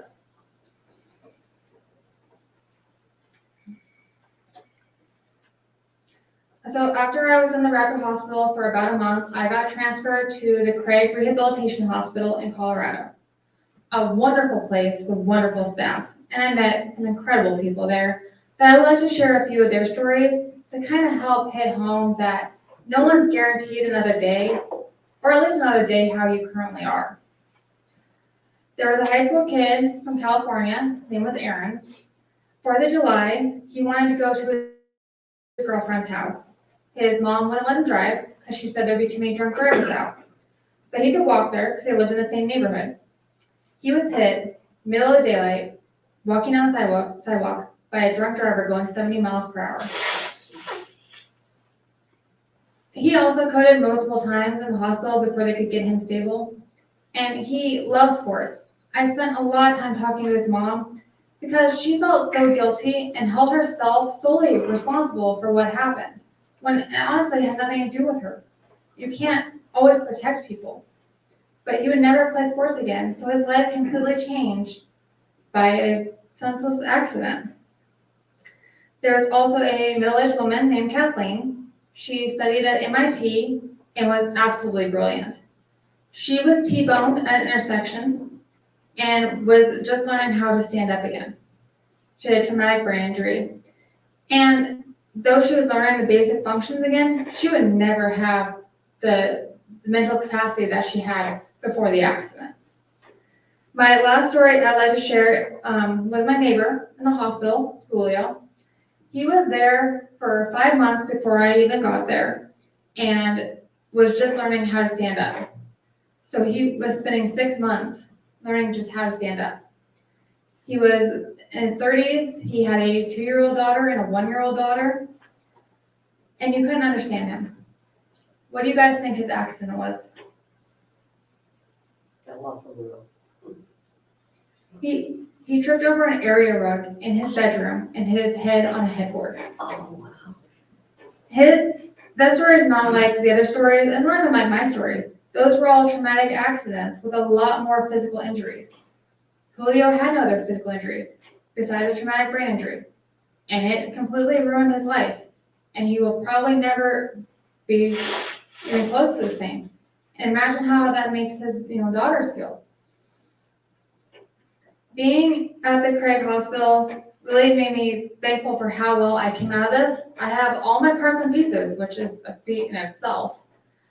But it also made me realize that it happens to other people, not just me. And medical emergencies can cause the same issues. I was on the traumatic brain injury floor, but the floor below me was the stroke floor. So families can still be facing the same things with medical issues. I did speech therapy, physical therapy, and occupational therapy while I was there. I had little to no balance, no short-term memory, and my left arm didn't always want to participate, and it still doesn't. Once I was able to wake up more, I worked incredibly hard to get out of the hospital and get back to my daughter. I worked day and night to meet the goals they had set for me, and I got my release date moved up an entire month. My original release date was October 23rd, and I got out on September 19th. But what I did was I put my grief on the back burner. I just didn't think about my husband. I didn't think about anything that happened. I just wanted to get out of the hospital, so that never crossed my mind. Once I came home, I continued to do speech, occupational, and physical therapy, but it was the first time I ever had any kind of grief therapy. And bringing those emotions back out, it was really difficult. grief doesn't have a time limit, and it's different for everyone. I always tell my families that it never gets easy, like never gets better, but you have different ways of learning to cope with it to make it easier. I finally buried my husband 2 years after the accident. I didn't scatter him because that was my personal choice, that I wanted a place for myself and my daughter and my stepson to go and visit and talk to Dad. My daughter's 4 now and needs to be able to go see her dad. I'm gonna let her have a service when she's older because I think it would be very beneficial for her once she has a more understanding of it. She's filled with so many questions and it's kind of hard to keep up and keep my emotions in check while I'm talking to her. But I know she's only 1 when this happened, but children grieve like anybody else. She lost the most important people in her life at the same time. So don't make your families go through this. Pre-plan services, have the conversation, please have the conversation. I can't tell you how many families have walked through my door that don't know if their loved one wanted buried or cremated. Make those things known. And yes, when being in this line of work, we've talked about it.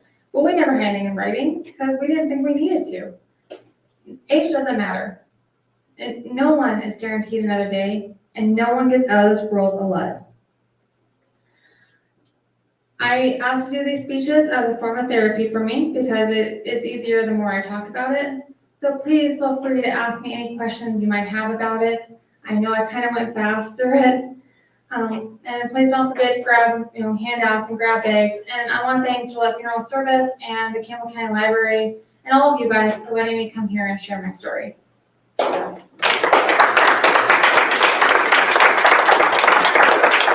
Does anybody have any questions for Marina? Okay. Rita, Cadence, and Corinne. Well, wait a minute. Okay, I give do her have some a time. question for Marina. I know she wasn't here when this was occurring. Marina was the legal next to kin to Christian. She could not make those decisions. So then who did it fall to? Oh, sorry, I thought I must have skipped over that whole thing. So my parents got temporary guardianship over me to make my medical decisions. So technically, they would have been the legal next of kin on my behalf. But where they had their hands full, whether I was going to live or die, they gave that over to Christian's dad. Okay, and then I got another question. Then who did the cremated remains belong to? So at that point, I had been out of the hospital and got the temporary guardianship lifted. So then I was back to being, I guess, the legal next of kin. They also could have gone to Christian's dad where he signed everything and was in charge at that moment. He allowed me to have them because it was technically, as him and I both felt, it was my right. I just said, because of the situation that Marina, in a sense, put her parents, not by your choosing, but put her parents, and then the funeral home is left with that person. And who do we listen to at that time when there is no legal directive? I can't cremate, I can't bury, I can't do anything. And luckily, I had been working there for some time. My husband and I both did. So Rita luckily knew us and kind of knew where we were looking to go and kind of could guide the family a little bit easier. But legally, this will fall on a funeral home again. We can't, or possibly a coroner's office too. That if there is not things in writing, legal, whatever, then we've got somebody that we can't do anything with. The parents have no right to. In this situation, Marina was the legal next to kin. But that's why anytime we do a burial or cremation, we've got to have that legal next to kin. Like Ashley went through the list on who has legal, the state of Wyoming has that on burial dispositions. But in Marina's case, her parents getting guardianship over her to make her medical decisions, and Kimber's, her daughters, would have. But then I've got Christian's father saying he had all the rights. Well, Well, not necessarily. It gets pretty convoluted pretty quickly in situations like that. I know my parents really didn't want to have anything to do with it because they were debating really heavy on whether they were pulling the plug on me or not. And that was the last thing that they wanted to have to worry about. Marina's mother thought, because you and Christian had talked about certain things.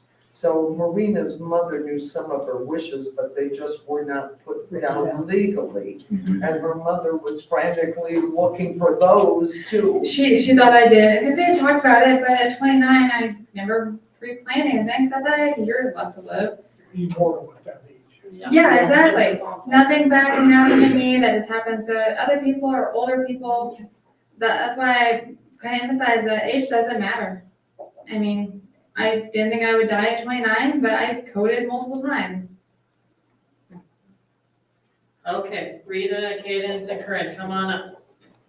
We're gonna hand out the bags, but I just want you guys to have an opportunity to have one more chance. If you guys have any questions, you're gonna have all 4 of them up here, all 5 of us, I guess. As you can tell, as much time as you spent with us, they all have very individual giftings within what they do. And, but I just want to say, this is an amazing team. I am very, very, very, very blessed. I'm in this position for probably what most people, and I believe to be a divine appointment. I've known Rita for many, many years, but I did not know the rest of these young people, and my life is blessed. Do you have any questions that you're just like, we haven't gotten answered, or you just want to throw out there to one of them, or anything you want to say about what you really liked or didn't like, or this is your final opportunity until you see them again. I'm just kidding. I just want to say thank you. It was, I'm so broke up for you again. It was very enlightening and very helpful, and I just appreciate all your sharing of your experiences. Thank you.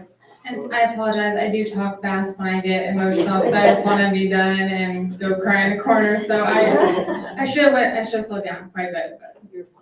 You know, when you look to put something together, you want to search outside of your area to bring in these big fancy speakers. But when I recognized the amazing stories that we have right inside of your funeral homes of people who have walked through the things that they've walked through, have the experience that they have, the giftings they have, you don't have to go very far to find people that know somewhat what you're walking through.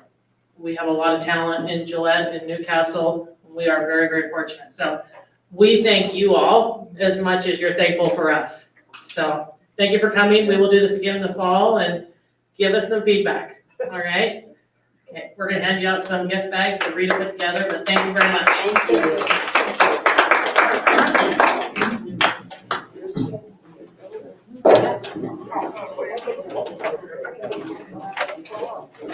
Rita put bleeding hearts on.